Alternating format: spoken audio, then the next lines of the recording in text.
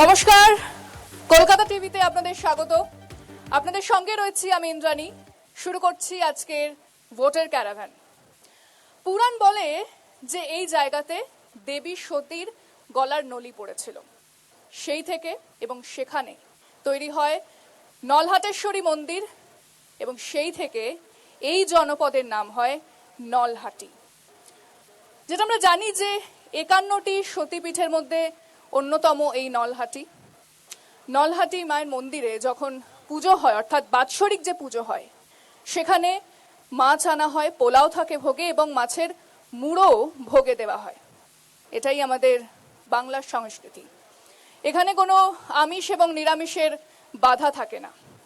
এরপর যদি দেখি, সেক্ষেত্রে যারা নবদ্বীপে চৈতন্যের পথ অবলম্বন করেছেন তারা আমিষ খান, কিন্তু তার পাশে যে পোড়া মায়ের মন্দির রয়েছে সেখানে কিন্তু চৈতন্য যার পথ অবলম্বন করেছেন তারা নিরামিষ খান, কিন্তু তার পাশে যে পোড়া মায়ের মন্দির রয়েছে সেখানে আমিষ ভোগ দেওয়া হয়।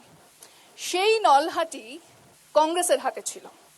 77-এ সেখানে ফরওয়ার্ড ব্লকের দীপক চ্যাটার্জি তিনি যেতেন। টানা তিনি যেতেন 2006 পর্যন্ত। 2006-এর পরে সেখানে 2011-তে প্রণব মুখোপাধ্যায়ের পুত্র তিনি দীপক চ্যাটার্জিকে হারিয়ে দেন। কংগ্রেস যেতে সেবারে যদিও তৃণমূলের সঙ্গে জোট ছিল। তারপরে প্রণব মুখোপাধ্যায়ের পুত্রকে যেতে হয় জঙ্গিপুর লোকসভা কেন্দ্রে, সেখানে তিনি যেতেন এবং সাংসদ হন। এবং তারপর 2013-তে এখানে বাই ইলেকশন হয়, অর্থাৎ উপনির্বাচন হয়। সেখানে আবার দীপক চ্যাটার্জি তিনি যেতেন। তিনি গোয়েন্দা নন, তিনি একজন প্রবীণ নেতা ফরওয়ার্ড ব্লকের, যিনি এমএলএ ছিলেন 2006 পর্যন্ত। এরপর আসছে 2016, সেখানে এরপর আসে 2016 এবং 2016 সালে এক ফরওয়ার্ড ব্লকের যিনি প্রবাদ প্রতিম নেতা কালিমুদ্দিন শামস, তার পুত্র মঈনুদ্দিন শামসের কাছে তিনি হেরে যান, অর্থাৎ দীপক চ্যাটার্জি হেরে যান। মঈনুদ্দিন শামস তিনি তৃণমূল থেকে যেতেন এবং তৃণমূলের হয়ে লড়াই করেন, সেখানে দীপক চ্যাটার্জিকে তিনি হারিয়ে দেন। এরপরে 2021 সালে মঈনুদ্দিন শামস তিনি টিকিট পাননি তৃণমূলের হয়ে, তিনি তারপরে নির্দল প্রার্থী হয়ে দাঁড়ান এবং হেরে যান 1800 কিছু ভোটে তিনি হেরে যান। তারপরে দেখলাম 1800 ভোট তিনি পেয়েছিলেন এবং সেখানে তিনি হেরে যান নির্দল প্রার্থী হয়ে। তারপর যদি আমরা এই নলহাটি বিধানসভার ক্ষেত্রে বলি যে রাজু সিং অর্থাৎ রাজেন্দ্র সিং তিনি জিততে থাকেন এবং এবারও তৃণমূলের হয়ে প্রার্থী হয়েছেন।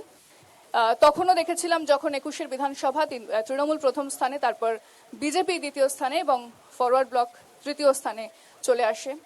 এবারে তৃণমূলের প্রার্থী রাজেন্দ্র সিং, বিজেপির হয়ে প্রার্থী হয়েছেন অনিন সিং এবং ফরওয়ার্ড ব্লকের প্রার্থী সেই দীপক চ্যাটার্জি 2006 থেকে যিনি লড়ে এসেছিলেন।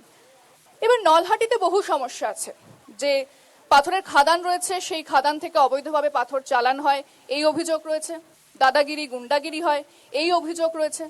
কিন্তু এই সমস্ত অভিযোগকে ছাপিয়ে যে ইস্যু সামনে এসেছে সেটা হচ্ছে এসআইআর এর ইস্যু, অর্থাৎ ভোটের মেরুকরণ, হিন্দু মুসলিম, এছাড়া বিচারাধীন ট্রাইব্যুনাল, কার নাম আছে কার নাম বাদ গেছে, এই সমস্ত কিছু কিন্তু আমাদের সামনে এই মুহূর্তে দাঁড়িয়েছে এবারের নির্বাচনে।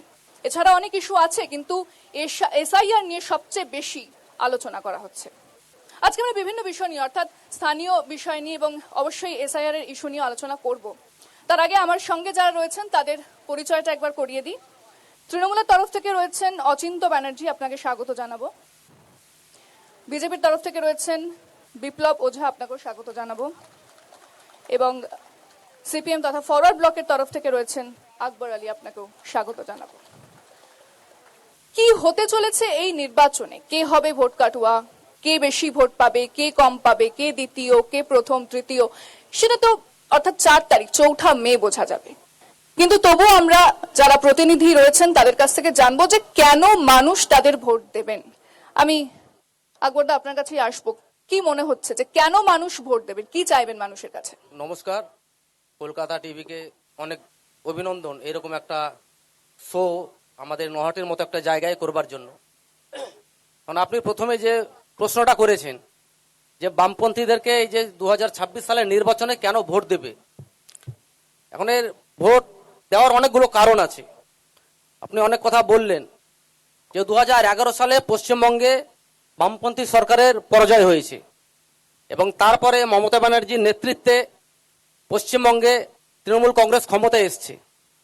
এখন আমরা যদি আজকের দিনে এটা যদি আমরা খাতা কলম নিয়ে বসি, আমরা যদি এর পুঙ্খানুপুঙ্খ বিশ্লেষণ করি যে 2011 সালের আগে যারা বলেছিল পরিবর্তন করতে হবে, পশ্চিমবঙ্গের 34 বছরে বামপন্থীরা পশ্চিমবঙ্গের বিভিন্ন সংস্থাকে প্রায় ধ্বংস করে ফেলেছে। আজকের দিনে দাঁড়িয়ে যদি আমরা হিসাব করি তাহলে পশ্চিমবঙ্গকে বামপন্থীরা 2011 সালে যেখানে এনে দাঁড় করিয়েছিল, আজকে 2011-এর পর থেকে অনেকটা পিছিয়ে গেছে। বিশেষ করে আমি যদি বলি যে পশ্চিমবঙ্গের বেকার ছেলে মেয়েদের কর্মসংস্থানের প্রশ্ন, যে আজকে আমরা এখানে যে শোটা করছি এই নলাটি, আমাদের এখান থেকে কিছুটা দূরে নহাটি স্টেশন আমরা দেখতে পাবো। নহাটি স্টেশনের যদি আমরা ঠিক 4:45 থেকে 4:50-এর মধ্যে যে গণদেবতা এক্সপ্রেস আজিমগঞ্জ থেকে কলকাতা হাওড়া যায়, সেখানে যদি আমরা যাই আমরা দেখতে পাবো 18 থেকে 40 বছরের বিভিন্ন ছেলেরা, তারা কেউ শিক্ষিত, কেউ অল্প শিক্ষিত, কেউ বেশি শিক্ষিত, কেউ বিভিন্ন কারণে লেখাপড়া করবার সুযোগ পায়নি। তারা কাজের জন্য পেটের টানে তাদের বাড়িতে তাদের বৃদ্ধ মা বাবা ভাই আত্মীয় স্বজন স্ত্রী পুত্র কন্যা সন্তানকে রেখে তারা অন্য রাজ্যে পাড়ি দিচ্ছে। অথচ মমতা ব্যানার্জি 2011 সালে পশ্চিমবঙ্গে ক্ষমতায় আসবার আগে বলেছিলেন যে প্রতি বছর 2 লক্ষ বেকারের চাকরি হবে। আজকে 2026 সালে আমরা যদি দেখি প্রতি বছর যদি 2 লক্ষ বেকারের চাকরি হয়, তাহলে আজকে কত চাকরি হওয়া উচিত ছিল। আজকে স্কুলগুলোর অবস্থা কি? আজকে রাজ্যের বিভিন্ন জুনিয়র স্কুলগুলো, জুনিয়র গার্লসগুলো প্রায় বন্ধ হয়ে যাওয়ার দিকে। আজকে প্রাইমারি স্কুলগুলোতে ছাত্রছাত্রী হচ্ছে না। বিভিন্ন সরকারি দপ্তরে লক্ষ লক্ষ কর্মী শূন্য হয়ে পড়ে আছে, সেখানে নিয়োগ হচ্ছে না। আর যে কয়েকটা নিয়োগ হয়েছে আমরা দেখেছি কিভাবে। বেশ আকবরদা, আপনার কথা আরো শুনবো, তবে একটা বিরতির সময় হয়ে গিয়েছে। ফিরছে একটা বিরতির পর, সঙ্গে থাকুন।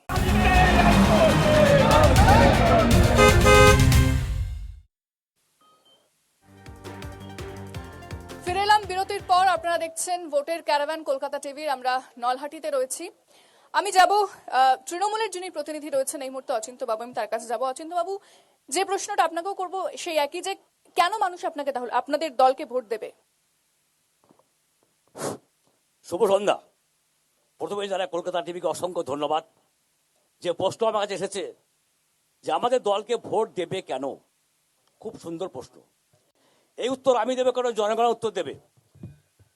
যেটা বামফ্রন্টের প্রতিনিধি বলেছেন, 2011 সালে আমরা এটাকে জানি 1757 সালে, যেমন 23শে জুন বাঘের তীরে পলাশীর প্রান্তরে বাংলার শেষ সূর্য যখন অস্তমিত হয়েছিল, ঠিক 2011-তে মে মাসে বাংলার লাল সূর্যকে অস্তমিত করেছিলেন বাংলার অগ্নিকন্যা মমতা ব্যানার্জি, তার এই সততা, নিষ্ঠা এবং একাগ্রতার জন্য। 2011 থেকে 26 অব্দি তিনি যে সমস্ত জনমুখী উন্নয়ন প্রকল্প করেছেন, ভারতবর্ষের মধ্যে বিরল একটাই মুখ্যমন্ত্রী এই অগ্নিকন্যা মমতা ব্যানার্জি। আজ আমরা বাড়িতে বসে বসে, যেগুলো বাংলার মহিলা, গ্রামে গঞ্জে মহিলারা বাড়িতে বসে বসে আমরা লক্ষ্মী ভান্ডার 1500 টাকা পাই। এটাকে ভিক্ষার দ্বারা বলেছিল ভারতীয় জনতা পার্টি। এইটাকে ভিত্তি করে তারা অন্য রাজ্যে চালু করেও তারা কার্যকর করতে ভালো করে পারছে না। বাংলাকে দেখে শিখছে, কিন্তু শিল্প কোথায়? শিল্প কোথায়? শিল্প হবে, শিল্প হবে না। শিল্প চেষ্টা চলছে। শিল্প তাকে বাম ফোটা বলে তারা নষ্ট করেছে। তারা কৃষক জমি নষ্ট করেছে, সেগুলির জমি নষ্ট করেছে তারা। কারা? সেই কৃষি জমি নষ্ট করেছে। বাংলা কৃষির জায়গা, বাংলা কৃষির জায়গা, কেন শিল্প হবে না? এখানে কেন্দ্র সরকারের কোনো সহযোগিতা নাই। বাংলার যে সিঙ্গুরে যে চাষ হলো না, শিল্প চাষটা কোথায় হলো তাহলে? শিল্প চাষটা হচ্ছে। বাংলার যে উর্বর কৃষকের জমি, সিঙ্গুরে চাষ কোথায়? বাংলার যে খেটে খাওয়া মানুষ, কৃষক পরিবারের সময় সেই উর্বর জমিকে নষ্ট করেছে তারা ইচ্ছা করে। যদি আলোচনার মাধ্যমে তারা করতেন, শিল্প নিশ্চয়ই হতো। মমতা ব্যানার্জি কি বলেছেন? না, সিঙ্গুরে আপনারা বলেছিলেন জমি দেওয়া হবে কৃষকদের, সেখানে চাষটা কোথায় হলো তাহলে? যে সমস্ত উর্বর জমি যেগুলো চাষি মুক্ত, চাষযোগ্য জমি, সেগুলোকে কৃষকদেরকে ছাড়তে বলা হয়েছিল। আর যেগুলো চাষের যোগ্য নয়, সেগুলোকে শিল্প করতে বলা হয়েছিল। তখন বামফ্রন্ট রাজনীতি করে এই মমতা ব্যানার্জিকে সরাবার জন্য তারা শিল্প থেকে সরিয়ে দাঁড় করালো এবং শিল্প করবো না এই পরিকল্পনা মমতা ব্যানার্জি কোনো সময় নেই। যে সমস্ত উন্নয়নমূলক প্রকল্প তাহলে শিল্প হলো না একটাই কেন? দল তাহলে তাহলে 15 বছরে শিল্প হলো না কেন? কোথাও আপনার মধ্যে শিল্প করার মূল্যে তো তারা বাধা দিচ্ছে না সময়। শিল্প হচ্ছে না কেন? শিল্প তো আসছে, শিল্প করছে, অনেক উন্নয়নমূলক প্রকল্প। কোথায় হচ্ছে? বড় শিল্প কোনটা হয়েছে? কোথায় হয়েছে? বড় শিল্প তাদের পরিকল্পনা নেওয়া হয়েছে, জঙ্গলে হবে আমাদের কি পরিকল্পনা বলুন, কোন পরিকল্পনা? বিভিন্ন জায়গায় পরিকল্পনা নেওয়া হচ্ছে, জঙ্গলে অনেক উন্নয়নমূলক শিল্প বিভিন্ন জায়গায় স্পেসিফিক তথ্য তো দিতে হবে। জঙ্গলে হবে, সিঙ্গুরে হবে, কেন হবে না? সেই প্রকল্পকে তারা বাধা দিয়েছে। আমরা কৃষক পরিবারের ছেলে, সেই কৃষকদের উর্বর জমিকে নষ্ট করা চেয়েছিল। মমতা ব্যানার্জি চেয়েছিলেন যে সমস্ত জমি উর্বর নয়, অর্থাৎ কৃষিকাজের সঙ্গে যুক্ত নয়, সেই জায়গাতে সমস্ত কাজগুলো করা হোক। কিন্তু তৎকালীন বামপন্থী সরকার এটা করতে দেয়নি, তারা চরম বাধা দিয়েছে। বাধার সম্মুখীন হয়ে সরতে বাধ্য হয়েছিল। তারা শিল্প করবো না, মানুষের উন্নয়ন করবো না, এই মনোভাব কিন্তু আমাদের মুখ্যমন্ত্রী কোনো সময় নেই। এই মনোভাব থাকলে এই প্রকল্প কাজগুলো তিনি ঘোষণা করতেন না। যে সামাজিক প্রকল্প তিনি করেছেন, বাংলার মানুষ আজ দেখতে পাচ্ছে, ভারতবর্ষের মানুষ দেখতে পাচ্ছে যে প্রকল্প জেরে বাংলার ঘরে ঘরে আর ছেলেরা মেয়েরা আজ সুন্দরতা দেখতে পাচ্ছে। এই প্রকল্প একটাই, যে প্রকল্পের জেরে মানুষ করে খাচ্ছে, যেটা এককালীন কোন বামপন্থী সরকার 1977 সাল থেকে 2011 সাল পর্যন্ত এই প্রকল্পের ধারে কাছে তারা যায়নি। ঠিক আছে। কোথায় ছিল এই প্রকল্প? বেশ, আমি আসবো বিপ্লব বাবুর কাছে। বলুন, আপনার কাছে সেই প্রশ্নই করব, কেন মানুষ তাহলে বিজেপিকে ভোট দেবে পশ্চিমবঙ্গে? শুভ সন্ধ্যা। কলকাতা টিভি পরিবারকে জানাই আন্তরিক অভিনন্দন আমাদের নলহাটির মানুষকে এই সুযোগ করে দেওয়ার জন্য। আমার মাঝে যে সতীর্থ রাজনৈতিক বন্ধুগণ আছেন তাদের সকলকে ধন্যবাদ জানাই এবং আমাদের দর্শক মণ্ডলীকে। আমার কাছে যে প্রশ্ন এসছে, কেন বিজেপিকে ভোট দেবে, এই প্রশ্নটা আমার আগে আপনি আমার সতীর্থ বামফ্রন্টের প্রতিনিধি এবং তৃণমূলের প্রতিনিধি উভয়কেই করেছিলেন। তো তাদের উত্তর যেটা আপনি পেয়েছেন, সেই উত্তরে আপনি কতটুকু সন্তুষ্ট হয়েছেন আমি জানি না। তবে আমার মনে হয় এখানে যারা উপস্থিত আছেন তারা কিন্তু বুঝতে পেরেছেন যে তাদের কাছে এবার ক্ষমতায় আসার মতো কোনো বক্তব্য নেই। আপনি আমাদের বক্তব্য আমরা আপনার বলি, কথাটা বলুন। আপনি আমরা লড়াই চালাচ্ছি তৃণমূলের দুর্নীতির বিরুদ্ধে ভোট দিতে। আমরা লড়াই চালাচ্ছি পশ্চিমবাংলায় সুশাসন প্রতিষ্ঠা করার লক্ষ্যে আমরা মানুষের কাছে যাচ্ছি। দুর্নীতি বলতে আপনি কি বলছেন? আমরা পশ্চিমবাংলায় যে দুর্নীতি আবার নতুন ভাবে বলতে হবে, অবশ্যই নিশ্চয়ই এই প্যানেলে বসে আপনার চাকরি চুরির কথা আপনি পশ্চিমবাংলার মানুষকে স্মরণ করিয়ে দিতে হবে না। 26,000 মানুষের চাকরি গেছে, হাজার হাজার কোটি কোটি টাকা। আপনাদের ইডি আছে, সিবিআই আছে, কতজন দোষী সাব্যস্ত হয়েছে? এটা আপনার ভুল প্রশ্ন। আমাদের ইডিসিবি নয়, ইডিসিবি একজন সরকারের, সেটা আমাদের ঘাড়ে তকমা চাপিয়ে দিলে হবে না। দোষীরা সরকার তো বিজেপির সরকার। হ্যাঁ নিশ্চয়ই। তাহলে আমি যদি আজকে সিআইডি কে ওয়েস্ট বেঙ্গল গভর্নমেন্ট মমতার ব্যানার্জির প্রতিনিধি বলি, সেটা তো ঠিক নয়। আমাদের ইডিসিবি আছে না, তারা স্বশাসিত সংস্থা, তারা তদন্ত করছেন। সেটা তো মমতা ব্যানার্জি। হ্যাঁ নিশ্চয়ই। আমরা দুর্নীতির বিরুদ্ধে লড়াই করছি, দুর্নীতির বিরুদ্ধে মানুষকে সচেতন করছি। ইডিসিবিআই কে তো অমিত শাহ ব্যবহার করছেন। না, সেটা আপনি বলতে পারেন, আমরা মনে করি না। তারা স্বশাসিত সংস্থা, তারা সেটা তো অমিত শাহ দপ্তর হতে পারে, দপ্তরের একজন প্রধান হিসাবে তিনি রাজনৈতিক ব্যক্তিত্ব, তিনি মন্ত্রী। কেন যে দুর্নীতি করছে? না, দুর্নীতির বিরুদ্ধে তদন্ত চলছে এবং দোষী ব্যক্তিদের বিরুদ্ধে কতদিন ধরে তদন্ত চলবে? শুনুন, তদন্ত প্রক্রিয়ায় তো হস্তক্ষেপ করার অধিকার বা আমাদের বলার কিছু নেই। এবং এই তদন্ত প্রক্রিয়ায় শাস্তি পায়নি। না, শাস্তি পাবে কি করে? আমাদের দেশের যে আইন ব্যবস্থা, সেই আইন ব্যবস্থার উপর আস্থা রাখতে আমাদেরকে হবে। যখনই কোনো জায়গায় কোনো রেড করছে কেন্দ্রীয় সরকারের যে সমস্ত সংস্থাগুলো, সেখানে গিয়ে পশ্চিমবাংলার মুখ্যমন্ত্রী সেই সংস্থার রেডের মধ্যে হস্তক্ষেপ করে সেখান থেকে ফাইল চুরি করে নিয়ে আসছে, তার কোনো শাস্তি হলো না। আইন ব্যবস্থায় গিয়ে আজকের দিন পর্যন্ত বলুন, তাহলে কেন শুভেন্দু অধিকারীকে ডাকা হলো না? সেটা তো তাদের ব্যাপার, এটা আমি বলতে পারবো না। শুভেন্দু অধিকারী বলতে পারবেন না, আপনি তো বিজেপির প্রতিনিধি, আপনি বলতে পারবেন না। শুভেন্দু অধিকারীর বিরুদ্ধে যদি স্পেসিফিক কোনো অভিযোগ থেকে থাকে, সবাই দেখেছে সেই ভিডিও প্রকাশে, সবাই দেখেছে সেটা। ভিডিও প্রকাশ তো অনেকের আছে, সেটা ববি হাকিমেরও ছিল, সেটা ব্যর্থ সকলেই ছিল। তাকে তো ডাকা হয়েছিল, শুভেন্দু অধিকারী কেন ডাকেনি? না, সেটা আপনি ইডিকে প্রশ্ন করবেন, সিবিআই কে ইডিকে প্রশ্ন কোথা থেকে করবেন। প্রশ্ন করে আপনি এসেছেন? না, না, আমি তাহলে তো- আপনি এসেছেন শুনুন, বলে আমার- ইডিকে কেন প্রশ্ন করব? আমার দলের অধীনে ইডি সিবিআই নয়, এটা ভুল করছেন। ভারত সরকারের দপ্তরে ইডি সিবিআই বিজেপি পরিচালিত নয়। আচ্ছা, দুর্নীতি শুধুমাত্র বিরোধী দলের থেকে করা হচ্ছে? আমি সেটা বলবো না, শুধু যে বিজেপি করছে সেটা না, যারা দুর্নীতিবাজ সে যে কোনো দলের হতে পারে, তাদের বিরুদ্ধে তদন্ত হচ্ছে এবং হবে। দুর্নীতি করে কিন্তু আপনাদের দলে আজকের গেলে দিনে- সে পরিষ্কার হয়ে যাবে, তাই তো? আজকের দিন আমি বলি, পশ্চিমবাংলায় যত দুর্নীতি হচ্ছে তার সিংহভাগই তৃণমূল মদতপুষ্ট কেউ নেতা কর্মী এবং তাদের সংস্পর্শে আছে, এটা আমি নিশ্চিত করতে পারি।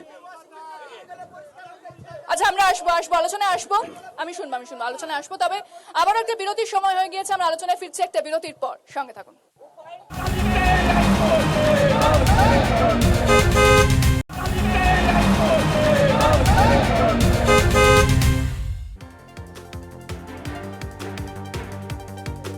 ফিরে এলাম বিরতির পর, আমাদের আলোচনা জারি রয়েছে এবং যারা প্রতিনিধিরা আছেন তারা তো বললেন যে তারা কি বার্তা নিয়ে যাবেন মানুষের কাছে। তবে যদি আমরা বলি যে চাকরি, শিক্ষা, উন্নয়ন, এই সমস্ত কিছু এই সমস্যাই যেন নয়, সবই যেন উবে গেছে।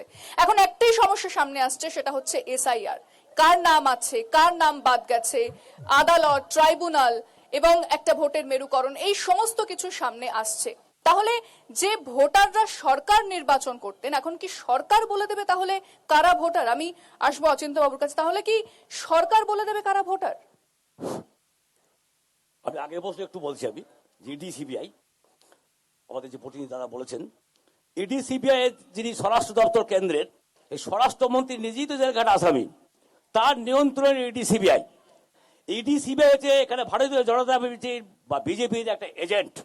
আমরা দীর্ঘদিন থেকে দেখতে পাচ্ছি যে আগামীকাল কার বাড়িতে রেড করা হবে, মাননীয় বিরোধী দল নেতা ঠিক করে দিচ্ছেন, লিস্ট করে দিচ্ছেন, তার বাড়ি দিকে উপস্থিত হচ্ছেন ইডি সিবিআই। তার নিয়ন্ত্রণে সে কত টাকা পাওয়া যাবে ঠিক হয়েছেন, টাকা আমরা কেউই দেখতে পারি, কিন্তু তারা স্থির করে দিলেন। সেই যদি হয়, আমরা টিভিতে পরিষ্কার দেখতে পেয়েছি বিরোধী দল নেতা টাকা নিচ্ছেন, তার কোন কি হলো, তিনি ভারতীয় জনতা পার্টি বা বিজেপিতে যোগ দিয়েছেন বলেন তার 7 গুণ মাপ হয়ে গেল। অন্যায় যদি রায় হয়, দোষী যদি হয়, তা শাস্তি হোক, সেটা আমাদের দলও চাই। আর যেটা ঠিক আছে, আপনি আমার প্রশ্নের ভোটের কথা উত্তর বললেন, দিন। আমাদের দলীয় প্রার্থী ভোট কেন দেবে বলছেন, আমাদের এখানে যে দলীয় প্রার্থী রাজেন্দ্র প্রসাদ সিং, না, এসআইআর নিয়ে প্রশ্নটার উত্তর আচ্ছা দিন। এসআইয়ের প্রশ্ন, এসআইয়ের প্রশ্নে যারা সুপ্রিম কোর্ট যারা ঐতিহাসিক রায় দিয়েছে, সেই রায়কে কিন্তু আমাদের দল স্বাগত জানাচ্ছে। এবং এটা দেখে মনে হচ্ছে নির্বাচন কমিশনার এবং ভারতীয় জনতা পার্টির একটা আঁতাক। দীর্ঘ 2 মাস 3 মাস থেকে প্রবীণ নাগরিকরা লক্ষ লক্ষ নথিপত্র নিয়ে গিয়ে দুয়ারে গিয়েছে, সাড়া পায়নি। মাননীয় মুখ্যমন্ত্রী এবং আমাদের সাধারণ সম্পাদক অভিষেক বন্দ্যোপাধ্যায় তারা দিল্লি গেছেন, দিল্লি পুলিশ হেনস্থা করেছেন, কি অপরাধ, বাঙালি বলে। শেষ পর্যন্ত জয়লাভ করেছেন আমাদের এই কিন্তু মাননীয় মুখ্যমন্ত্রী। সুপ্রিম কোর্ট নির্দেশ দিয়েছিল যে যে সমস্ত মুখ্যমন্ত্রী তো নাম বাদ বলেছিলেন দিয়েছে, এসআইআর হতে দেবেন না। ট্রাইব্যুনালে গঠন দিতে হবে, একটা প্রধান বিচারপতি থাকবে, তার না, সঙ্গে মুখ্যমন্ত্রী তো বলেছিলেন যে এসআইআর হতে দেবেন না। এসআই হচ্ছে দেবে না ওকে। এই সমস্ত যে নামগুলো বাদ গিয়েছে, যারা হয়তো দুর্নীতি করছেন, যারা এসআইয়ের মধ্যে যারা আছে বাদ গিয়েছেন, এই যে যারা প্রবীণ, যারা দীর্ঘদিন দিয়ে বসবাস করছেন, সমস্ত নথিপত্র আছে, তাদেরকে ইচ্ছে করে বাদ দেওয়া হয়েছে। কেন?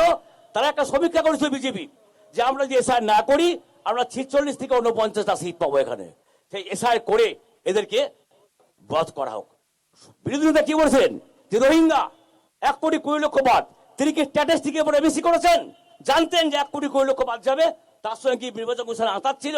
আজকে যেটা আমরা দেখতে পাচ্ছি এসআই এটা করে বাদ গিয়েছে 63% হিন্দু বাদ গিয়েছে, মুসলিম সেই সংখ্যা কম বাদ গিয়েছে। তারা বুঝতে পারেনি যে মতুবার উদ্বাস্তু বাদ যাবে, তাই বুঝতে পারতো এসআই তারাও করতেন না। মমতা ব্যানার্জি কিন্তু 27 লক্ষ মানুষের যে নাম বাদ গেছে তাদের বাদ দিয়ে ভোটটা হবে? তাদের না, তারা নাগরিক, ভোটাধিকার তাদের, এটা অন্যায়। আমাদের যদি ভোটটা হবে কি হবে না, ভোট যখন নির্বাচন কমিশন জানে, সেটা বিজেপির লোক জানে, ভোট হবে কি হবে না, আইনও তো অন্যায়। তাহলে রাস্তায় নেমে আটকাচ্ছেন না কেন? তাদের ভোটটা হবে কি হবে না সেটা তাহলে আপনি উত্তর দিন। তাহলে রাস্তায় ভোটের নেমে নিয়ম আটকাচ্ছেন মেনে না কেন? চলতেই হবে, ভোটে যখন নির্বাচন কমিশন নির্দেশ দিয়েছেন মেনে চলতেই হবে সেটা। 27 লক্ষ মানুষের নাম বাদ চলে গেল, আটকাচ্ছেন না কেন? আমাদের মুখ্যমন্ত্রী লড়াই করছেন এখনো, এবং যে 60 লক্ষ বাদ দিয়েছিলেন মাননীয় কিরকম লড়াই করছেন? কিরকম লড়াই করছেন যার কোনো ফল নেই? তাদের নথিপত্র পেশ করে তাদের উঠে দেওয়া যায়, আবার ট্রাইব্যুনাল গঠন করা যায়, এবং যে 60 লক্ষ বাদ দিয়েছিল 32 লক্ষ যে যুক্ত হয়েছে এই মাননীয় মুখ্যমন্ত্রীর জন্য যুক্ত হয়েছে। ঠিক আছে। 1 কোটি 20 লক্ষ টাকা পূর্ণ করার লক্ষ্য ছিল। আমি সেই প্রশ্ন আপনাকেও করবো আকবরদা, কি বলবেন এই বিষয়ে? দেখুন এই 2026 সালে যে বিধানসভা নির্বাচন, এই নির্বাচনে সারা দেশ দেখবে যে এত মানুষকে বাদ দিয়ে এই নির্বাচন হতে চলেছে। এখন এই এসআইআর এর যে নামগুলো বাদ গেছে, এখন তৃণমূল করেছে না বিজেপি করেছে না দেশের নির্বাচন কমিশনার করেছে, আমরা এত কথাই যাচ্ছি না, কোথাও তো একটা সমস্যা হয়েছে। না আপনি জানেন না কে করেছে? সে তো জানি, নির্বাচন কমিশনের নির্দেশে এটা তাহলে যখন বলছেন হয়েছে, না কেন? হ্যাঁ সেটা হয়েছে। এখন বিষয়টা হচ্ছে এই লোকগুলোর কি হবে। আমরা এখনো এটা অন্ধকারে আছি যে ভোটের পরবর্তীতে এদের নাম উঠবে কি উঠবে না। ভোট তো তারা আমরা যা এখানে আমরা কোর্টে যেগুলো জমা তাহলে এই করেছি, যে এত লক্ষ মানুষের নাম বাদ গেল, তাদের কি বাদ দিয়ে ভোটটা হবে? এখন তো তাই মনে হচ্ছে। আর পুরোটা তো অন্ধকারে আছি আমরা। আমাদের পার্টির পক্ষ তাহলে থেকে এটা আপনারা রাস্তা নেমে আন্দোলন করছেন না কেন? সে আমাদের তো আন্দোলন হচ্ছে, রাস্তায় কোথায় আন্দোলন হচ্ছে? হচ্ছে, দেখা কোর্টে যাচ্ছে না। হচ্ছে, এই এটা আবার কেমন হয়েছে। আন্দোলন যেটা দেখা অনেক যায় না? জায়গায় হয়েছে, আন্দোলন হচ্ছে, এখন প্রতিদিনই হচ্ছে। কিন্তু বিষয়টা হচ্ছে যে এই যে মমতা ব্যানার্জির কথা যিনি বললেন, মাস্টারমশাই বললেন যে মমতা ব্যানার্জি এসআর চাইনি। এখন আমরা আমাদের রাজ্যে দেখেছি মমতা ব্যানার্জি যেটা না চান সেটাই রাজ্যে প্রথম হয়। এনআরসির ক্ষেত্রেও দেখেছি তিনি এনআরসি চাননি, রাজ্যে এনআরসি হয়েছে, এনআরসি হওয়ার প্রক্রিয়া শুরু হয়েছে। তিনি ওয়াকাফ আন্দোলনের সময় বলেছিলেন যে এখানে ওয়াকাফ আইনকে আমি লাগু হতে দেবো না, দিল্লিতে গিয়ে আন্দোলন করো। এখানে ওয়াকাফ আইন ভেতর লাগু হয়ে গেছে এবং তিনি বলেছিলেন যে এখানে আমরা এসআইআর হতে দেবো না, কিন্তু পক্ষান্তরে এসআইআর হয়েছে। আমরা আমাদের পার্টির পক্ষ থেকে স্পষ্ট দাবি যে যাদের নাম বাদ গেছে এবং যাদেরকে ট্রাইব্যুনালে নিয়ে গেছে, এখন ট্রাইব্যুনালের আমরা যা দেখতে পাচ্ছি এই যে বিধানসভায় প্রায় 20,000-এর আশেপাশে আমাদের নাম ডিলিট হয়ে গেছে। এবং আমি যে গ্রামে থাকি সেই গ্রামে একজন আতঙ্কে মারা গেছেন, তার ফর্ম জমা দেওয়া নিয়ে তাদের স্বামী স্ত্রীর মধ্যে একটু সমস্যা হয়েছিল এবং সে আত্মহত্যা করেছে। সুতরাং শুধু মাস্টারমশাই বললেন যে এত পার্সেন্ট মুসলিম, এত পার্সেন্ট হিন্দু, আমরা আমাদের পার্টির পক্ষ থেকে বলতে চাইছি যে সবটাই পশ্চিমবঙ্গের জনগণ। বিজেপি নেতৃত্ব বারবার বলছেন, দেখবেন শুভেন্দু অধিকারীর কথা শুনবেন যে এসা নিয়ে এত আতঙ্ক হওয়ার কারণটা কি। তার কারণ বিজেপির নেতারা যেভাবে রোহিঙ্গা, ঘুষপেটিয়া বিভিন্ন রকম শব্দ ব্যবহার করেছে, পশ্চিমবঙ্গের মানুষের মধ্যে কিন্তু একটা আতঙ্কের পরিবেশ তৈরি হয়েছে। এবং তিনি কোথায় কি দেখে রোহিঙ্গা চিনতে পারছেন আমরা কিন্তু বুঝতে পারছি না। তিনি আমাদের এই রাজ্যে যার বাপ দাদু থেকে আরম্ভ করে 14 পুরুষ এই রাজ্যে বসবাস করেন, তাদের নামটা ডিলিট হয়ে গেছে। আমরা দেখেছি সংখ্যালঘু মহিলাদের ক্ষেত্রে বিয়ের আগে খাতুন, বিয়ের পর বিবি একটা সমস্যা থাকে, তাদের নাম বাদ হয়ে গেছে। কাউরে যুক্তাক্ষর, প্রথমে আলতাফর রহমান ছিল 2002 সালে, এটা আমি নিজে ফিল আপ করেছি, 2002 সালে আলতাফর রহমান ছিল, আ ল তো একার ফয়কর আলতাফর। 2026 সালে হয়ে গেছে আ ল তো একার ফয়কর। আচ্ছা, যুক্তাক্ষর করার জন্য আলতাফর রহমান কিন্তু কোথাও কোনো আপিল করেননি, হয়ে গেছে, তার ডিলিট হয়ে গেছে। এর দায়িত্ব কে নেবে? নির্বাচন কমিশনারকে এই যে যারা বাদ গেছে এদেরকে অবিলম্বে ভোটার তালিকা অন্তর্ভুক্ত করে ভোটদানের প্রক্রিয়া ঠিক আছে, শুরু করতে হবে। আমি যাব বিপ্লব বাবুর কাছে। এই যে এত লক্ষ মানুষের নাম বাদ গেল, তারা নাগরিক নন, তারা ভোট দিতে পারবেন না, তাদের ছাড়াই ভোট হবে। অবশ্যই। আর ঘুষপেটিয়া ব্যাপারটা কি তাহলে? ঘুষপেটিয়া ব্যাপারটা যারা অনুপ্রবেশ করে এসছে, যারা ভারতীয় নয়, তাদেরকে ঘুষপেটিয়া বলা হচ্ছে। রোহিঙ্গা আমরা হয়তো চলতি কথাই বলি, যারা অবৈধভাবে, এই যে তাহলে সোনালী খাতুনকে বাংলাদেশে পাঠিয়ে দিলেন, তাহলে কি সে ঘুষপেটিয়া? না সেটা তো আপনার বিচার ব্যবস্থা প্রমাণ করে দিয়েছেন সে ঘুষপেটিয়া নয়। তাহলে সে ইন্ডিয়ান। পাঠিয়েছে কে তাহলে? কেন পাঠিয়েছেন এই প্রশ্নটা তো আমার কাছে উত্তর আপনি চাইতে পারেন না, এটা তো ভারত সরকারের বিষয়। আমি আজকে শুনুন ম্যাডাম, আমি আজকে আপনি বিজেপিকে রিপ্রেজেন্ট করছেন, ভোটের আপনি ময়দানে বিজেপিকে আমি রিপ্রেজেন্ট করছেন, আপনি জবাব দেবেন না? না না, আমি আপনাকে বলি, আজকে আমরা ভোটের ময়দানে এখানে উপস্থিত হয়েছি, আমরা ভোটের বিষয়ে আমরা কথা বলবো, নলহাটির বিষয়ে আমরা কথা বলবো। আপনি যদি বলেন যে এটা আন্তর্জাতিক ঘুষপেটিয়া নিয়ে আলোচনা করবেন না, ঘুষপেটিয়া নিয়ে আলোচনা করবেন না। ঘুষপেটিয়া নিয়ে আলোচনা করছি। সোনালী খাতুনকে যেভাবে পাঠানো হয়েছিল এবং বিচার ব্যবস্থা আজকে প্রমাণ হয়ে গেছে সে ভারতীয়, তাকে আবার ফেরত নিয়ে এসেছে, এই সম্পর্কে আমার তো নতুন ভাবে বলার কিছু নেই। না, এখনো তো সোনালী খাতুনের হাজবেন্ডকে বলা হচ্ছে বাংলাদেশি। সেটা নিশ্চয়ই সে তো বাংলাদেশী রয়েছে। সে প্রমাণ করতে পারেনি। সোনালী খাতুন প্রমাণিত হয়েছে যে সে বাংলাদেশি নয়, ভারতীয়। না না, তারপরে আপনারা পাঠিয়ে দেবেন তাকে, তারপর তার দায় তাকে প্রমাণ করতে হবে। দেখুন, আপনি ডিরেক্টলি বিজেপি পার্টিকে আর সরকারকে একসঙ্গে যদি গুলিয়ে ফেলেন তাহলে এটা তো তো মুশকিল সরকার, বিষয়। বিজেপি সরকারি যদি কেন্দ্রে রয়েছে তাহলে আপনি সেখানে কেন্দ্রে এখানকার রয়েছে, সরকারের নীতি নির্ধারণ করে, ইমপ্লিমেন্টেশনের দায়িত্ব তো সরকারি ভাবে যারা অফিসার্স আছেন, আধিকারিক আছেন, তারা করবেন, বিভিন্ন না, দপ্তর না, আছে। আপনি তো বক্তব্য রাখতে এসেছেন বিজেপি আমি বিজেপির তাহলে তো আপনি পক্ষ তো থেকে বলবেন, জবাব দেবেন মানুষের নিশ্চয়ই সামনে। আমি জবাব দিচ্ছি। সোনালী খাতুনকে যে পাঠানো হয়েছিল বাংলাদেশি বলে, তাকে পুশব্যাক করা হয়েছিল এবং সেটা বিচার ব্যবস্থা প্রমাণিত হয়েছে যে সোনালী খাতুন ভারতীয়, তাকে ফেরত নিয়ে আসা হয়েছে তাহলে এবং পুশব্যাক ভারত করা সরকার- হয়েছিল, তাকে শাস্তি দেওয়া হলো না কেন? কাকে শাস্তি দেওয়া হবে? যারা এই যে প্রক্রিয়ায় ছিল। হ্যাঁ, সেটা নিশ্চয়ই যদি প্রভিশন থাকে তাহলে নিশ্চয়ই করা উচিত। আমি মনে করি যদি ভুলভাবে তাকে পুশব্যাক করা হয়েছিল তা সেক্ষেত্রে তার শাস্তি প্রাপ্য, নিশ্চয়ই আমরা বলবো। শাস্তি দেওয়া হয়নি। হ্যাঁ, সেটা আমার বিষয় নয়, কারণ আমাদের ওয়েস্ট বেঙ্গলের পুলিশ ধরেনি যে আমি ওয়েস্ট বেঙ্গলের তথ্যটা জানবো। এটা তো ওয়েস্ট বেঙ্গল পুলিশ পুশব্যাক করেনি। আচ্ছা, হ্যাঁ বলুন বলুন। পুশব্যাক করেছে তো বিএসএফ। হ্যাঁ, করেছে এবং তাদের বিরুদ্ধে কি শাস্তিমূলক ব্যবস্থা গ্রহণ করা হয়েছে সেটা অমিত শাহের দপ্তর। সেটা দপ্তরটা হতে পারে এবং তাদের প্রশাসনিক কি ব্যবস্থা গ্রহণ তাদের এগেনস্টে করা হয়েছে সেটা তো আমরা বলতে পারবো না। তাহলে এই এটা তো- কেন মন্ত্রিসভা না না, চলছে? এটা না, ইন্টারনাল যে সমস্ত বিষয়গুলো থাকে সেই ইন্টারনাল ব্যবস্থাটা তো আমাদের নজরে আসবে না। এটা আপনি কি করে বলছেন যে পুলিশের ইন্টারনাল, যে ইন্টেলিজেন্সের ইন্টারনাল বিষয় সেটা একটা রাজনৈতিক দলের পক্ষ থেকে প্রকাশ্যে চলে আসবে? এটা হতে পারে না। তাহলে সরকারে বসে থাকা মন্ত্রীর দায় নেই? এই ধরনের ঘটনা ঘটছে, ভুল হচ্ছে, যিনি বসে আছেন মাথায় তিনি জবাব দেবেন না? তার কোনো হ্যাঁ, দায় নিশ্চয়ই নেই? তিনি জবাব দিবেন এবং তার প্রতিনিধি হিসাবে নিশ্চয়ই আমার পক্ষে এই জবাবটা দেওয়া সম্ভব নয়। না না, তাকে তো তিনি নিশ্চয়ই এখানে আসবেন না, আপনি তার আপনার- বিজেপির দলের না না, প্রতিনিধি এখানে হয়ে আসবেন এসেছেন। না। আপনার যারা আছে আর দিল্লিতে যারা আছে তারা জবাব চাইতে পারেন যে মাননীয় মন্ত্রী আপনি পুশব্যাক করেছিলেন সোনালী খাতুনকে, তার যে ভুল করে পুশব্যাক করা হয়েছিল তাদের এগেইনস্টে কি ব্যবস্থা নিয়েছেন, সেখান থেকে করবে।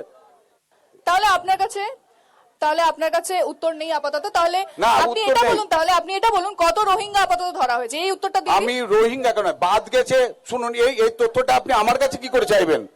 রোহিঙ্গা বলে আলাদা কোনো, তাহলে আপনি কি বক্তব্য রাখবেন? আচ্ছা আপনি যদি প্রশ্নের উত্তর না না, উত্তর দাও, আমি বলি। হ্যাঁ বলুন। রোহিঙ্গা কারোর নামের উপরে রোহিঙ্গা লেখা আছে? বলুন। আপনি আপনারাই প্রশ্ন তো বলছেন, করছেন। আপনাদের- না না না আপনাদের দল না, চিনছে কি করে? রোহিঙ্গা কে বলেছে? রোহিঙ্গার কথাটা কে বলেছে? রোহিঙ্গা তো করতে শুভেন্দু অধিকারী বলছেন। বিভিন্ন রাজনৈতিক দল তাদের ভাষণে বলছে রোহিঙ্গা। যারা বাদ যাচ্ছে তাদের মধ্যে কে রোহিঙ্গা আছে, কে শুভেন্দু অধিকারী তো বলছেন রোহিঙ্গা, তাহলে কাদের কিভাবে রোহিঙ্গা চিহ্নিত তো হচ্ছে তারা শুধু রোহিঙ্গা? শুভেন্দু অধিকারী বলছে না, সমস্ত রাজনৈতিক দলের নেতারাই বলছেন যে না, ঘুষপেটিয়ে সমস্ত রোহিঙ্গা যারা আছে রাজনৈতিক দলের তাদেরকে নেতারা বার বলেননি, করতে শুভেন্দু হবে। অধিকারী বলছেন, শুভেন্দু অধিকারী বলছেন। না, সেভাবে শুভেন্দু অধিকারী বলেননি। প্রত্যেকটা শুভেন্দু রাজনৈতিক অধিকারী দলের, বলছেন, বিজেপি দল বলছে। না, বিরোধী দল যেমন বলছে শাসক দলও বলছে রোহিঙ্গার কথাটা শুধু কি শুভেন্দু বলবেন অধিকারী বলছে কি না। বলবেন বলুন, এই বিষয়ে কি বলবেন? কি বলবেন এই বিষয়ে বলুন? রোহিঙ্গা প্রশ্ন প্রথম তুলতে বিরোধী দলের নেতা, তিনি বলতেন রোহিঙ্গা, আমাদের দেশে এত রোহিঙ্গা আছে এবং আমাদের 1,20,20,3 লক্ষ বাদ আমি যাবে। আসবো, একটা ছোট বিরতির সময় হয়ে গিয়েছে, আমরা এই আলোচনা চালিয়ে যাব, তবে একটা সময় বিরতির সঙ্গে থাকুন।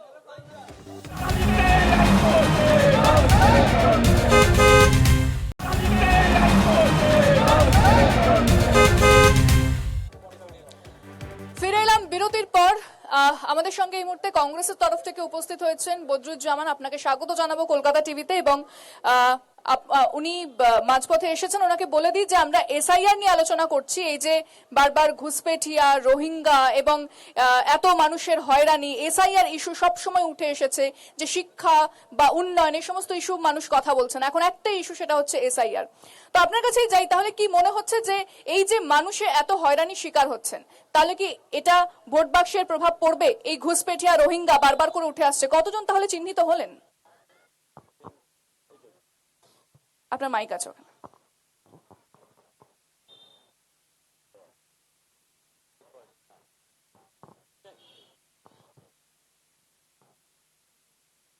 আচ্ছা, আপনি এটাতে কথা বলুন। দেখুন, এসআইআর তো চলছে 5টা রাজ্যে বললেন, কিন্তু 5টা রাজ্যের মধ্যে ইতিমধ্যে ভোটও হয়ে গেল 3 রাজ্যের। ওই কোথাও তো কোনো এসআইআর নিয়ে কোনো প্রবলেম হচ্ছে না, খালি একমাত্র ওয়েস্ট বেঙ্গলেই হচ্ছে, আমাদের বাংলাতেই।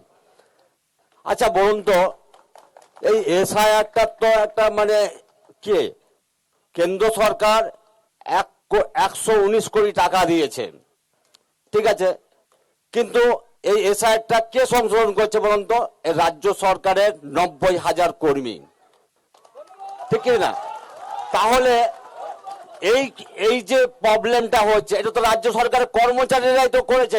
এটা তো ওনারাই তো প্রথম দিকে তো ঠিক করে নিতে পারতেন কিভাবে হবে, আমার হবে কি হবে না, এটা এইখানেই আছে। এর জন্য তো কোন রাজ্যে এইভাবে যেভাবে বিচারকদেরকে নিয়ে এসে আপনি- সামনে আপনি যে ঠিক যেভাবে তর্ক বলছেন না। যে একটা গোটা ভারতবর্ষের কাছে একটা হাইলাইট না হচ্ছে, না, আপনি ঠিক এটা তর্ক কি- বলছেন না, তাহলে ঠিকভাবে বলছেন না আপনি। তার মানে কি এটার যে ফলটা হয়েছে এটা পুরো রাজ্য সরকারে হয়েছে? কই না, না, আমাদের আমাদের পন্ডিচারি, এখানকার কেরলে শুনে নিন। এবং আপনার আসামে শুনে হয়েছে। নিন না, কই আমাদের এরকম এখানকার ধরনের মতো কোনো problem logical হয়নি? discrepancy কোথাও নেই। একমাত্র ওয়েস্ট বেঙ্গলের ক্ষেত্রে আমরা দেখতে না না, পাচ্ছি আমাদের যে এখানকার মতো সমস্যাটা লজিক্যাল হচ্ছে। কেন হবে ডিসক্রিপেন্সি এখানে? কোথাও নেই। আমাদের এখানকার মতো লজিক্যাল ডিসক্রিপেন্সি কোথাও নেই।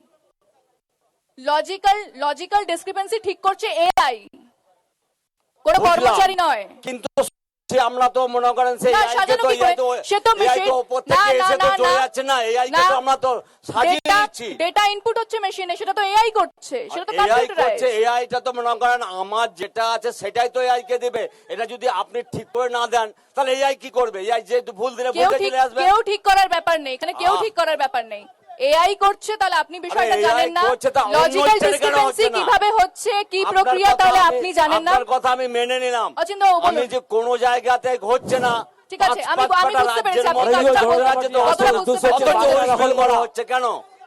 বাংলা বুঝেছি। দখল করার জন্য যত কিছু দুর্নীতি করতে হয় তার শিক্ষার কেন্দ্রবিন্দু হচ্ছে মাননীয় স্বরাষ্ট্রমন্ত্রী এবং আমাদের বিরোধী দল নেতা।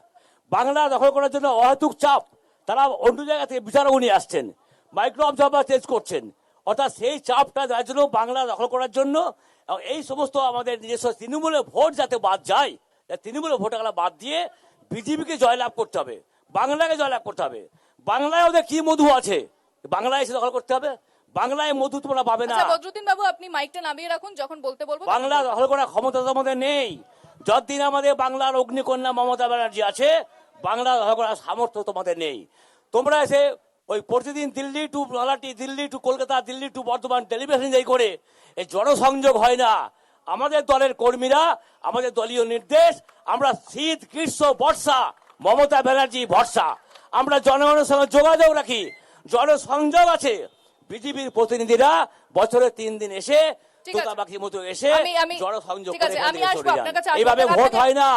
আপনাকে সময় আমি আপনাকে সময় দিয়েছি, আমি একটা আবার দেবো, কথা আবার বলি দেবো।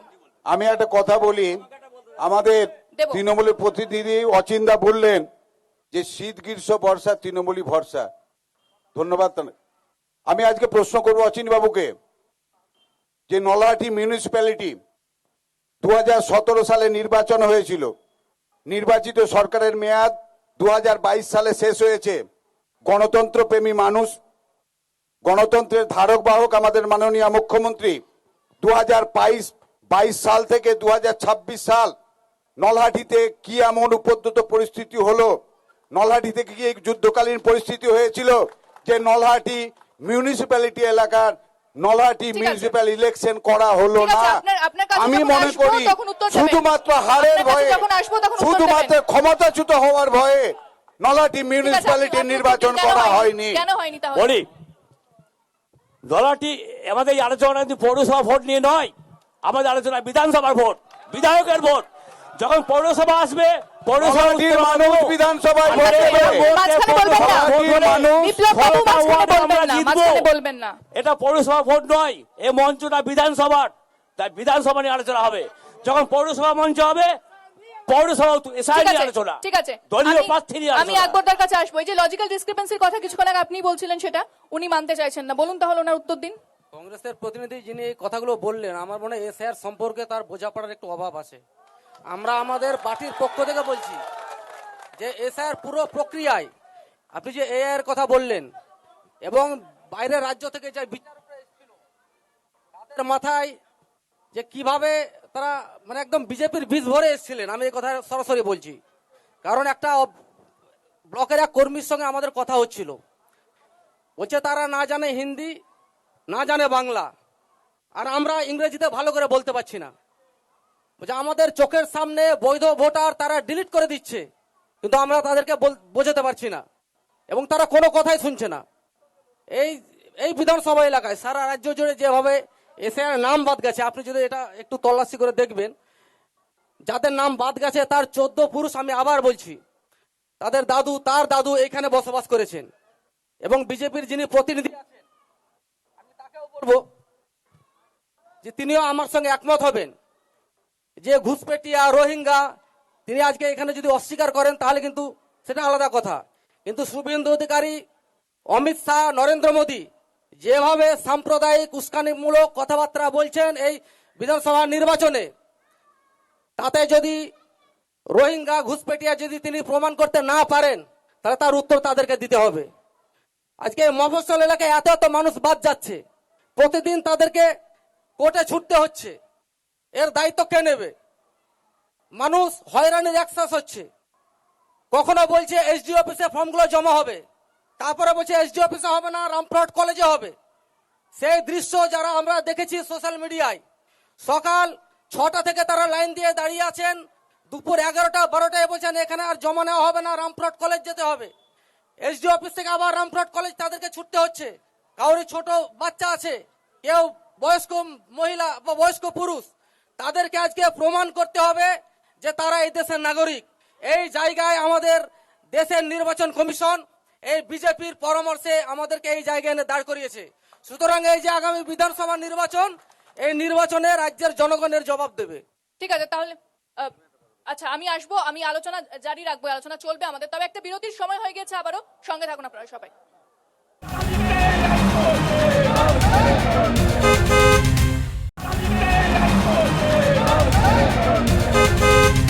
ফিরে এলাম বিরতির পর। আমাদের যে আলোচনা চলছে এসআইআর নিয়ে, প্রথমে যখন এসআইআর শুরু হয়েছিল তখন 60 লক্ষ নাম যে বাদ গিয়েছিল, তখন সরকারি কর্মচারীরা কাজ করছিলেন এবং সে নিয়ে আপত্তি তোলা হলেও কিন্তু এত তরজা হয়নি।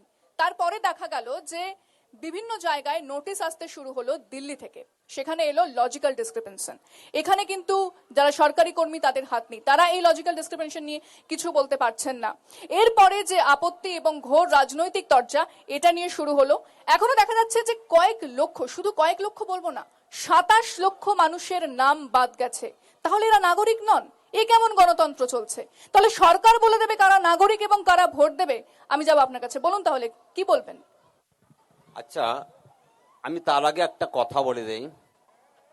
দিদি বলেছিল যে একজনের যদি নাম বাদ যায় তাহলে দিল্লিতে 1 লক্ষ লোক নিয়ে যাব, কিন্তু তিনি নিয়ে যাননি। কিন্তু ওনার যে নির্বাচনে দাঁড়িয়েছেন 13 জনের নাম বিচারাধীন ছিল, তাদের কিন্তু 1 মিনিটে করে তিনি কিন্তু নামগুলো উঠিয়ে দিয়েছেন। তাহলে সেই রাজ্যের লোক আপনি আবার ভুল তিনি তথ্য কেন দিচ্ছেন, 13 জন বাকিগুলোকে নন। নাম তুলতে পারলেন না? একজন 5 তৃণমূল, মিনিটে দুজন কিন্তু কংগ্রেস। 13 জন কিন্তু বিচারাধীন ছিলেন, অথচ এই ইলেকশনে দাঁড়িয়েছেন, আপনি তাদের মিথ্যে কথা কিন্তু নাম বলছেন। উঠে গেছে। না, আপনি আবার ভুল তথ্য দিচ্ছেন, আপনি আবার মিথ্যে হ্যাঁ, কথা আপনি বলছেন। তথ্য নেবেন দুজন কংগ্রেস ট্রাইব্যুনালে। না, 13 জনের নাম নিয়েছেন যারা আপনি ভুল বলছেন। না, আপনি ভুল বলছেন, 11 আপনি থেকে স্বীকার 13 করুন মানুষের কাছে আপনি ভুল বলছেন। না, আপনি দেখে নেবেন। আমি কিন্তু না, না, দেখার কিছু আমি নেই, আপনি পেপারের দেখার তথ্য কিছু নেই, থেকে ভুল বলছি বলছেন। আপনাকে। না, না, আমরা তথ্য না দেখে কথা বলছি না, আপনি ভুল বলছেন। ঠিক আছে, আপনি এই প্রশ্নের উত্তর দিন। তাহলে সরকার বলে দেবে কারা নাগরিক কারা নাগরিক নয়, তাহলে এটা গণতন্ত্র চলছে? বলুন। দেখুন, যদি বাংলাতে যদি কেউ যে টাইমটা দিয়েছে 2002 সালে, তারপরে যদি কেউ এসে থাকে বা দীর্ঘদিন ধরে যদি থাকে, আমাদের একটা আইন আছে, যে আইনটা যদি 5 বছর বসবাস করে সেই রাজ্যের মধ্যে, এবং সেই রাজ্যের কাছে যদি পারমিশন নেওয়া হয় যে আমি এই দেশের নাগরিক হতে চাই, তাহলে কিন্তু এটা সংবিধানে আমাদের আছে। সেটা কিন্তু সরকার কিভাবে নেবে সেটা সরকারের ব্যাপার, কিন্তু সংবিধানে এটা আছে। যে কোনো দেশেই যদি সে 5 বছর উঠতে তাহলে বসবাস SIR এর কি করে, সম্পর্ক? তাহলে এসআইয়ের সম্পর্ক কি? যদি মনে করেন সরকার যদি মনে করে যদি বলে আমি না নেব, সেটা তো সরকারের ব্যাপার চলে আসছে না। এটাতে এসআইআর এর কি সম্পর্ক? এসআইয়ের সম্পর্ক কি? তারা তো দীর্ঘদিন ধরে বাস করছে। আমরা যেমন আমার বাড়ির সামনে, নাগরিকত্ব দেওয়া তো এসআইআর নয়, সে তো না, ভোটার লিস্ট সংক্রান্ত হ্যাঁ, তো এসআইআর। ভোট যদি নাগরিক না হবে তো ভোট দিবে কি করে? ভোট নাগরিক না। নেওয়া আমাদের কি আসলে ব্যাপার? ভোটার লিস্ট সংশোধন এবং নাগরিকত্ব আইন সেটা একদম সম্পূর্ণ আলাদা, এসআইআর এর সাথে তো সম্পর্ক নেই। এটা তো ভোটার লিস্ট সে সংশোধন হচ্ছে। নাগরিক হবে তবে তো সে মনে করেন, না হলে সে তো তাহলে কি হলো? তাহলে বসবাসের দেশ না, না, তার স্বীকৃতি দুটোকে দিল না। একসাথে করলে তো হবে না। অচিন্ত বাবু বলুন তাহলে কি বলবেন এই বিষয়ে? সিটিজেনশিপ বা নাগরিক অধিকার অন্য সোর্সে হয়, এসআইআর আর নাগরিকত্ব এক নয়। নাগরিকত্ব যেটা আমরা পাই জন্মগত সূত্রে, বিবাহ সূত্রে, অন্য সূত্রে নাগরিকত্ব লাভ করি। এসআইআর হচ্ছে এখানে তাদের নথিপত্র ন্যায় বলে ভারতীয় জনতা পার্টি না বলে আমাদের নির্বাচন কমিশন বলবো, তিনি এটাকে বাদ দিচ্ছেন। এসআইআর আর নাগরিক কিন্তু এক নয়। নাগরিকত্ব যে আমরা যে সোর্সে লাভ করি সেটা এসআইয়ের সঙ্গে সম্পর্ক এক বিলালে হবে না। এসআইআর যেটা এদের যেটা লক্ষ্য ভারতীয় জনতা পার্টির, যেদের যে বাদ দেওয়া, নতুন করে নাগরিকত্ব যখন ভোটার লিস্ট সংশোধন হয় তখন ভাবে নতুন ভোটার লিস্টে নাম উঠবে যে শর্তগুলো আছে। 18 বছর বয়স হলে ভোটার লিস্ট হতে পারবে, কোনো বিবাহিত মহিলা পারবে জন্মগত তার স্বামীর সূত্রে, সেইভাবে ভোটার লিস্টে আসতে পারবে। কিন্তু এছাড়া ভোটার লিস্ট কিন্তু এক নয়। আরেকটা বলছি, যেটা আমাদের প্রতিনিধি বললেন যে আমাদের যারা বাদ গিয়েছিলেন সেই বাদ যাওয়ার মধ্যে মুখ্যমন্ত্রী নাকি তাদের নাম তুলে নিয়েছেন, নাম তোলেনি।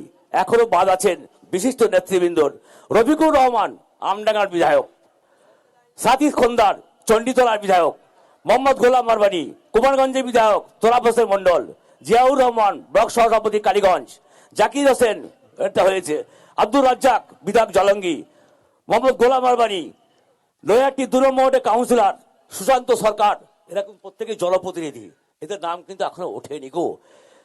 বীরভূমের সিউড়ির বিএলও মোহাম্মদ বাকিবুল্লাহ, রামপুরহাটে বকটি গ্রামে বিএলও রাজ্জাক আলী, পূর্ব বর্ধমানে কাটোয়া ব্লক 1-এ বিএলও আয়েশা খাতুন, পূর্ব মেদিনীপুরে বিএলও শেখ জাকির হোসেন, 24 পরগনা বসিরহাটে বিএলও। বোঝা গেছে।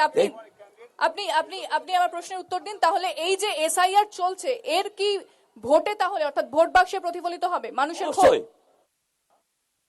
অবশ্যই ভোট করে যাবো, আমাদের ভোট বাড়বে। ওটা যে উদ্দেশ্য নিয়ে এসআর করেছিল সেই উদ্দেশ্য তো বিফল হয়েছে। আমরা ভোট পাবো, আমাদের সিট সংখ্যা বাড়বে নিশ্চিত। আপনি দেখুন 2021 সালে লেবর জগৎ বললো কি পশ্চিমবাংলায় আইন শৃঙ্খলা নাই, 8 দফা ভোট করতে হবে। হঠাৎ পাল্টে গেল। এই খামখেয়ালি না মোহাম্মদ বিন তুগলক দিল্লি থেকে দেবগিরি, দেবগিরি থেকে দিল্লি রাজধানী ট্রান্সফার করবো, আজ তাহলে শান্তি শৃঙ্খলা ফিরিয়ে এলো। 2 দফায় ভোট হবে, দফাতেই করুক, দফা যতই বাড়ুক আমাদের সিট সংখ্যা কমবে না। 184, 213, 215, 250, 240 থেকে 50 সিট আমরা পাবো। বোঝা গেছে অচিন্ত বাবু। এবার আমি আসবো আকবরদার কাছে। তাহলে এই যে এসআইআর চলছে, এত মানুষের হয়রানি, প্রথম যে প্রশ্নটা করেছিলাম যে তাহলে সরকার বলে দিচ্ছে কারা নাগরিক, এটা কি গণতন্ত্র চলছে, কেমন গণতন্ত্র? এবং তাহলে কি ভোট বাক্সের প্রতিফলন হবে? মানুষের ক্ষোভ গিয়ে ওখানে পড়বে? সে তো অবশ্যই পড়বে, কারণ মানুষ এই কয়েকদিনে যেভাবে হয়রানি হয়েছে এর প্রতিফলন তো ভোট বাক্সে পড়বেই। আর তৃণমূলের যিনি বললেন যে তৃণমূল কংগ্রেসে ভোট পড়বে, এখন বিষয়টা হচ্ছে এই নির্বাচনে অনেকগুলো ইস্যু আছে, শুধুমাত্র এসআইআর একটা ইস্যু এরকম ভাববার কোনো কিছু নয়। এই নির্বাচনে একটা দেশের বা একটা রাজ্যের নির্বাচন না, অনেকগুলো ইস্যু আছে, কিন্তু কথা শুধু এসআইআর নিয়েই হচ্ছে। মানুষ ভাবছে না যে তারা কিভাবে চাকরি পাবে, কোথায় কর্মসংস্থান বা শিক্ষা উন্নয়ন। তারা ভাবছে যে আজকে লাইনে দাঁড়াবো, আমার নামটা আছে কি নেই, আমার পাশের বাড়ি তাদের নাম আছে কি নেই, এটাই মানুষ এখন ভাবছে। এক্ষেত্রেও যেটা বলেছেন একদম ঠিকই বলেছেন, কারণ এটা তো আজকে বড় প্রশ্ন যে আমি আগামী দিনে আমার কি হবে ভবিষ্যৎ। এই যে ট্রাইব্যুনালে যাওয়ার পর কতদিন পর মীমাংসা হবে, এই আতঙ্ক মানুষের মধ্যে একটা আছে, মানুষকে এর আতঙ্কের একটা তাড়া করছে। এখন এর প্রতিফলন নিশ্চিতভাবে ভোট বাক্সে হবে।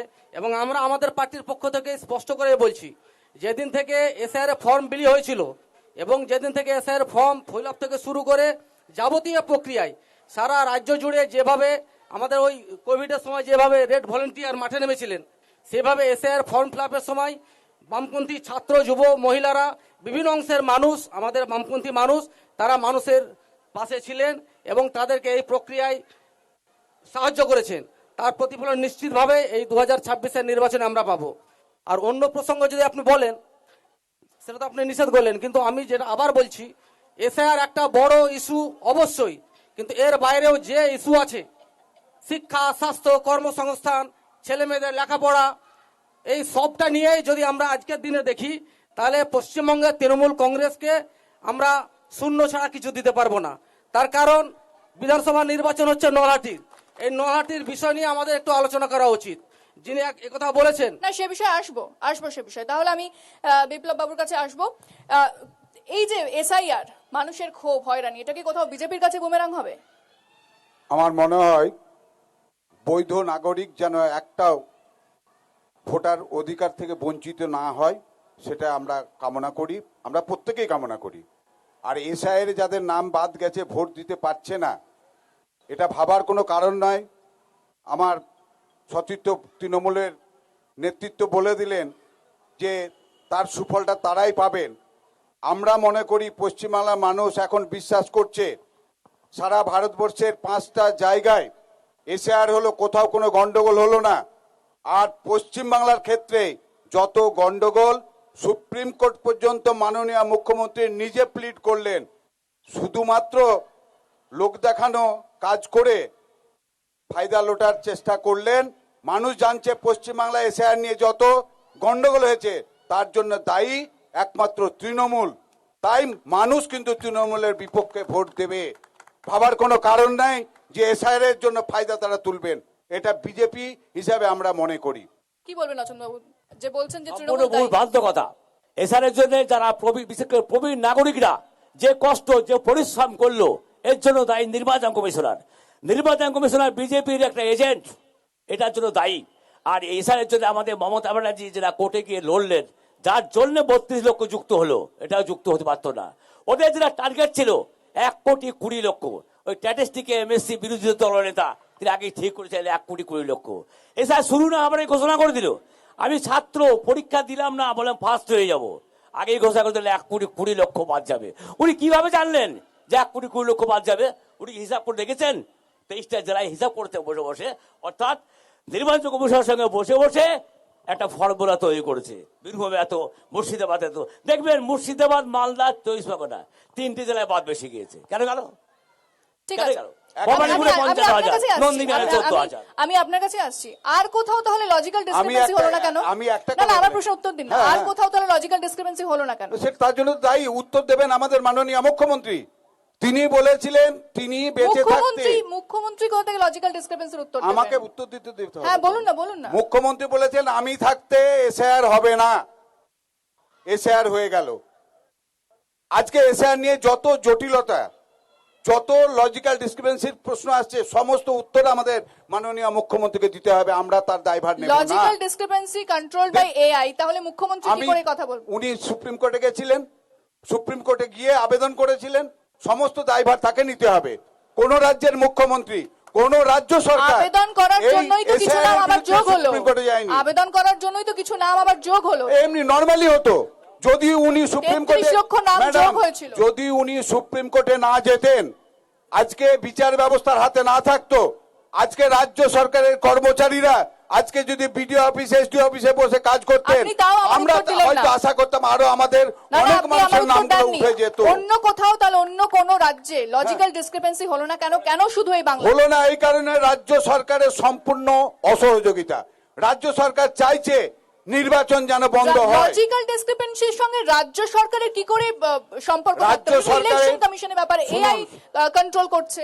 এআই কন্ট্রোল করছে, তাহলে আপনি কি বলবেন যে লজিক্যাল ডিসক্রিপেন্সিতে যে নামের বানান ভুল বা যুক্তাক্ষর, যেটা আমার বামফ্রন্টের প্রতিনিধি বললেন, তাহলে অন্য কোন রাজ্যের ভোটারের কি যুক্তাক্ষরের নাম নেই?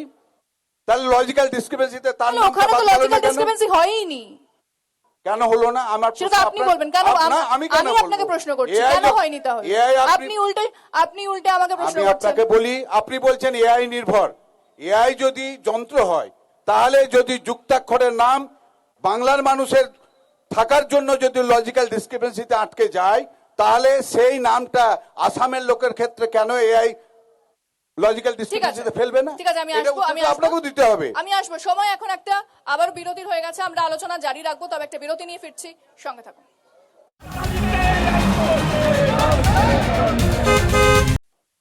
ফিরে এলাম বিরতির পর। আমরা এসআইআর নিয়ে আলোচনা করছি।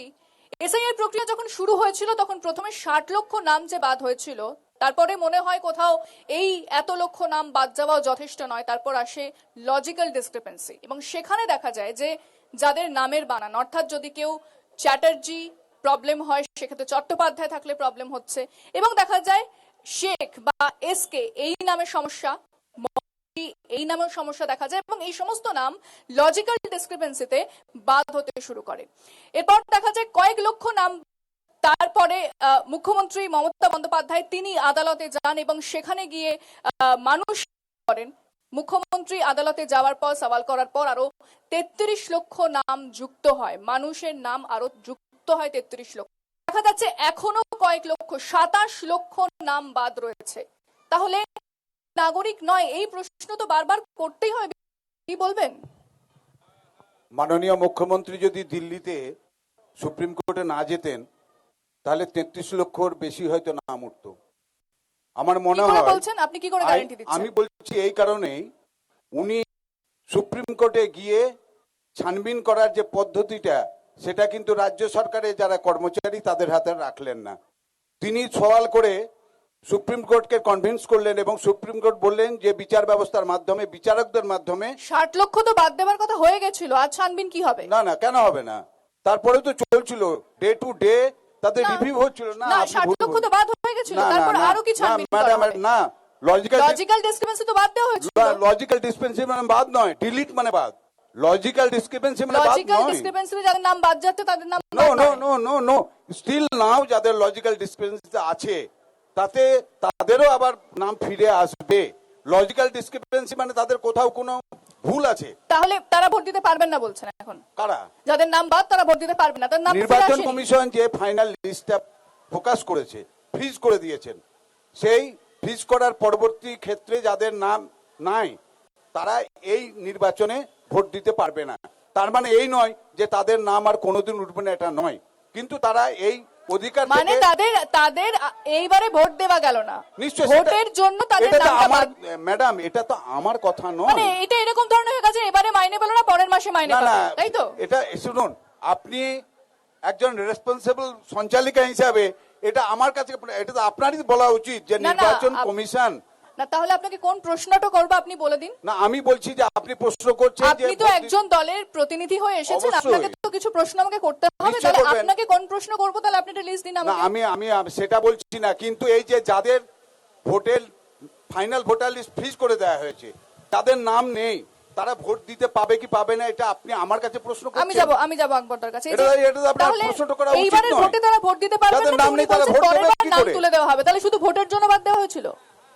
এখন তো সেটাই মনে হচ্ছে। তাহলে এখন এই যে কোন দেশের কোন সাংবিধানিক পদে থেকে সে কোনো নেতা হতে পারে, কোনো সুপ্রিম কোর্টের চিফ জাস্টিস হতে পারে, বা যে কোনো জাস্টিস হতে পারে, যদি এটা বলা হয় যে আচ্ছা একটা ভোট না দিয়ে তোমরা দিতে পারবে না, পরবর্তীতে তোমাদের আবার নাম এন্ট্রি করে দেওয়া হবে, এটা বলাই যায় না।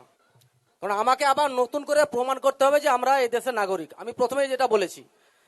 আর আরেকটা কথা যেটা বললেন যে 33 লক্ষ যেটা যুক্ত হয়েছে, সেটা সম্ভবত আমি যতটুকু জানি যে মুর্শিদাবাদের মুস্তারি বানু তিনি যে কেসটা করেছিলেন তার পরিপ্রেক্ষিতে এই নামগুলো যুক্ত হয়েছে। আর পাশাপাশি আমরা এটাও মনে করে দিতে চাই যে 2026-এ প্রথম এসআইআর পশ্চিমবঙ্গে হচ্ছে এরকম বিষয় নয়। 2002 সালে পশ্চিমবঙ্গে এসআইআর হয়েছিল, কিন্তু এবং এসআইআর তার হয় আগেও হয়েছে। সামারি রিভিশন, ওটা ঠিক এটাই আছে। নিয়ম, এসআইআর হয়। বেশ, আমরা বেশ মেনে নিলাম। আর এই যে এসআইআর এর ক্ষেত্রে আমরা আগেও বলেছি যে এটার কোনো দরকার ছিল না। প্রতি বছর যেভাবে ভোটার তালিকা সংশোধন বিয়োজন, কিছু নাম ওঠে, কিছু ডিলিট হয়ে যায়, এটা যদি করা যেত তাহলে মানুষের এত হয়রানি হতো না। ঠিক আছে। এটা করে কার লাভ হলো, কার লস হলো, তৃণমূলের লাভ হলো না বিজেপির ঠিক আছে, লস হলো, আমরা এই কথা বলতে চাইছি না। বোঝা আমরা গেছে। বলছি আমি যাবো যে পশ্চিমবঙ্গের বৌদ্ধ বাবুর কাছে। জনগণের ক্ষতি হয়ে গেল, আমি তারা আপনার কাছে আগামী দিনে আসবো। কি হবে তাদের, ঠিক আছে, একবার তাদের হয়রানি হয়ে গেল। বেশ, আমি আসবো আপনার কাছে। উনি তো বলেই দিলেন যে এইবারে পরে আবেদন করতে পারে, পরে উঠে যাবে নাম, এখন তাহলে তারা ভোট দিতে পারছেন না। তাহলে শুধুমাত্র ভোটের জন্য লজিক্যাল ডিসক্রিপেন্সি এবং এসআইআর। শুনুন, ভোট দিবার অধিকার সবারই আছে, সকল জনগণের আছে, মানে যারা পশ্চিমবঙ্গে বসবাস করেন তাদের। তবে যদি সত্যিকারের যদি ভোটার হয়ে থাকেন তাকে বাদ দেওয়াটা কিন্তু কখনোই মেনে নেওয়া যায় না। কিন্তু গতকালও সুপ্রিম কোর্ট বলেছে যে এসআইআর এবং যে চলছে যে ট্রাইব্যুনালসের মাধ্যমে ভোটের আগের দিন পর্যন্ত নাম যদি তাদের ওঠে তারা কিন্তু ভোট দিতে পাবে। আর এই নির্বাচন কেসটা বললেন, কমিশন বলছে freeze আচ্ছা হয়ে গেছে। চারটে রাজ্যে কোথাও হলো না এসআর নিয়ে গোলমাল, তাদের কিন্তু নাম ওয়েস্ট বেঙ্গল থেকে বেশি বাদ গেছে। এখানেই তো লজিক্যাল এখানে ডিসক্রিপেন্সি গেছে হয়েছে। এখানে গেছে Logical মনে করেন যে discrepancy তো 60 এখানেই লক্ষ। হয়েছে। আমি তো তাহলে আপনাকে সেই প্রশ্নটা করতে হয়। অন্যান্য রাজ্যে কিন্তু এর থেকে অনেক বেশি বাদ যাচ্ছে, কিন্তু সেখানে কোনো গোলমাল হচ্ছে না। যত গোলমাল আমাদের ওয়েস্ট বেঙ্গলে। কেন? এটা কৃত্রিম উপায় তৈরি করছে, যে এটা করছে কেন্দ্র সরকার, তুমি না, না, আমাদেরকে আপনি ছলে বলে বিষয়টা চলে বুঝতে পারছেন তাদের না। উপরে ঘাড়ে দোষটা দিয়ে তুমি আমাকে না, না। এগুলো না, না, আমার ভোটটা বিষয়টা আমাকে দাও, বুঝতে পারছেন এটাই না। কিন্তু ওদের চাল একমাত্র। বলেন, না, আমি তো বলছি আপনি যে তাহলে ওয়েস্ট আপনি বেঙ্গল বলে থেকে কেন্দ্রীয় সরকারকে আপনি depend সার্ভে করছেন করে না রাজ্য দেখুন, সরকারকে, বলুন। বেশি লোক কিন্তু বাদ গেছে ওইসব রাজ্যে, বলুন কিন্তু তাহলে তাদের আপনি কেন্দ্র কোথাও সরকারকে যেতে ডিপেন্ড হচ্ছে করছেন না রাজ্য সরকারকে? কাকে না। ডিপেন্ড করছেন আপনি? না, আমি বলছি রাজ্য সরকারের জন্য এটা হচ্ছে, কারণ যদি রাজ্য মনে সরকারের করেন জন্য কিভাবে হবে? কিভাবে হবে? এসব কেন্দ্র সরকার তারা কি করছে? এরকম একটা সৃষ্টি গট অফ গেম খেলছে যে এটাকে দোষ দিতে যাচ্ছে কেন্দ্র সরকারের, এবং দিয়ে তুমি দেখো ওদের জন্য তোমাদের ভোট বাদ যাচ্ছে, তাদেরকে দোষারোপ করছে, কিন্তু আদৌ নয়। কিন্তু যদি হতো, যদি ওয়েস্ট বেঙ্গল থেকে অন্যান্য যে 4টে রাজ্যে নির্বাচন হয়ে গেল, সেখানে কিন্তু দেখা গেল যে ওয়েস্ট বেঙ্গলের যে 60 লক্ষ বাদ গেছে তার থেকে বেশি নাম বাদ গেছে, কিন্তু তা সত্ত্বেও কিন্তু পড়া ট্রাইব্যুনাল করে তারা সংশোধন করে আনছে, কোথাও কোনো গোলমাল নেই। যত গোলমাল কিন্তু ওয়েস্ট বেঙ্গল, আপনি দেখুন। আমি আমি অচিন্ত বাবুর কাছে আসবো। এই যে যারা বলছেন যে তাহলে রাজ্য সরকারের জন্য দায়ী এবং এখন নাম বাদ যাবে, পরে তুলে দেওয়া হবে ভোটের পরে, তাহলে কি বলবেন এই বিষয়ে? শোনেন, আমি একটু আগে বলেছি, এতে প্রধান লক্ষ্য হচ্ছে বাংলা দখল করা। বিধানসভার ভোটটা পেরিয়ে যাক, অর্থাৎ বিধানসভা ভোটটা যদি ভোটার লিস্টে ভোট বাদ দেওয়া যায়, আমরা জয়লাভ করবো।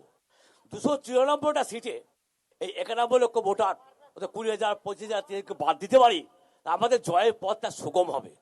এই শিক্ষা নিয়েই কিন্তু ভারতের নির্বাচন কমিশনকে যুক্ত করে ভারতীয় জনতা পার্টি এই পথে এগিয়েছিল। মূল লক্ষ্য ছিল বাংলাকে দখল করতে হবে।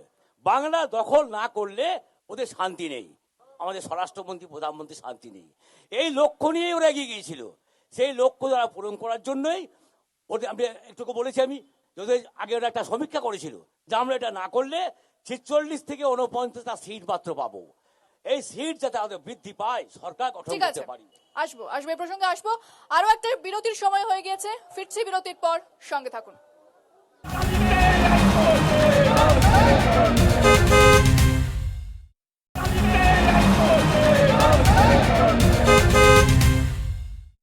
ফিরে এলাম বিরতির পর। আমাদের এসআইআর নিয়ে আলোচনা চলছিল। এসআইআর ইস্যু তো আছেই, সেটা অত্যন্ত গুরুত্বপূর্ণ, কিন্তু নলহাটিতে কি হচ্ছে? নলহাটিতে কোন কোন ইস্যু রয়েছে? নলহাটির মানুষ কি ভাবছে? মানুষকে কি বলবেন তাদের প্রতিনিধিরা? আমি যাব বিপ্লব বাবুর কাছে। আপনি অনেকক্ষণ ধরে স্থানীয় ইস্যুর কথা বলছিলেন, কি বলবেন তাহলে নলহাটিতে কোন ইস্যুতে ভোট হচ্ছে?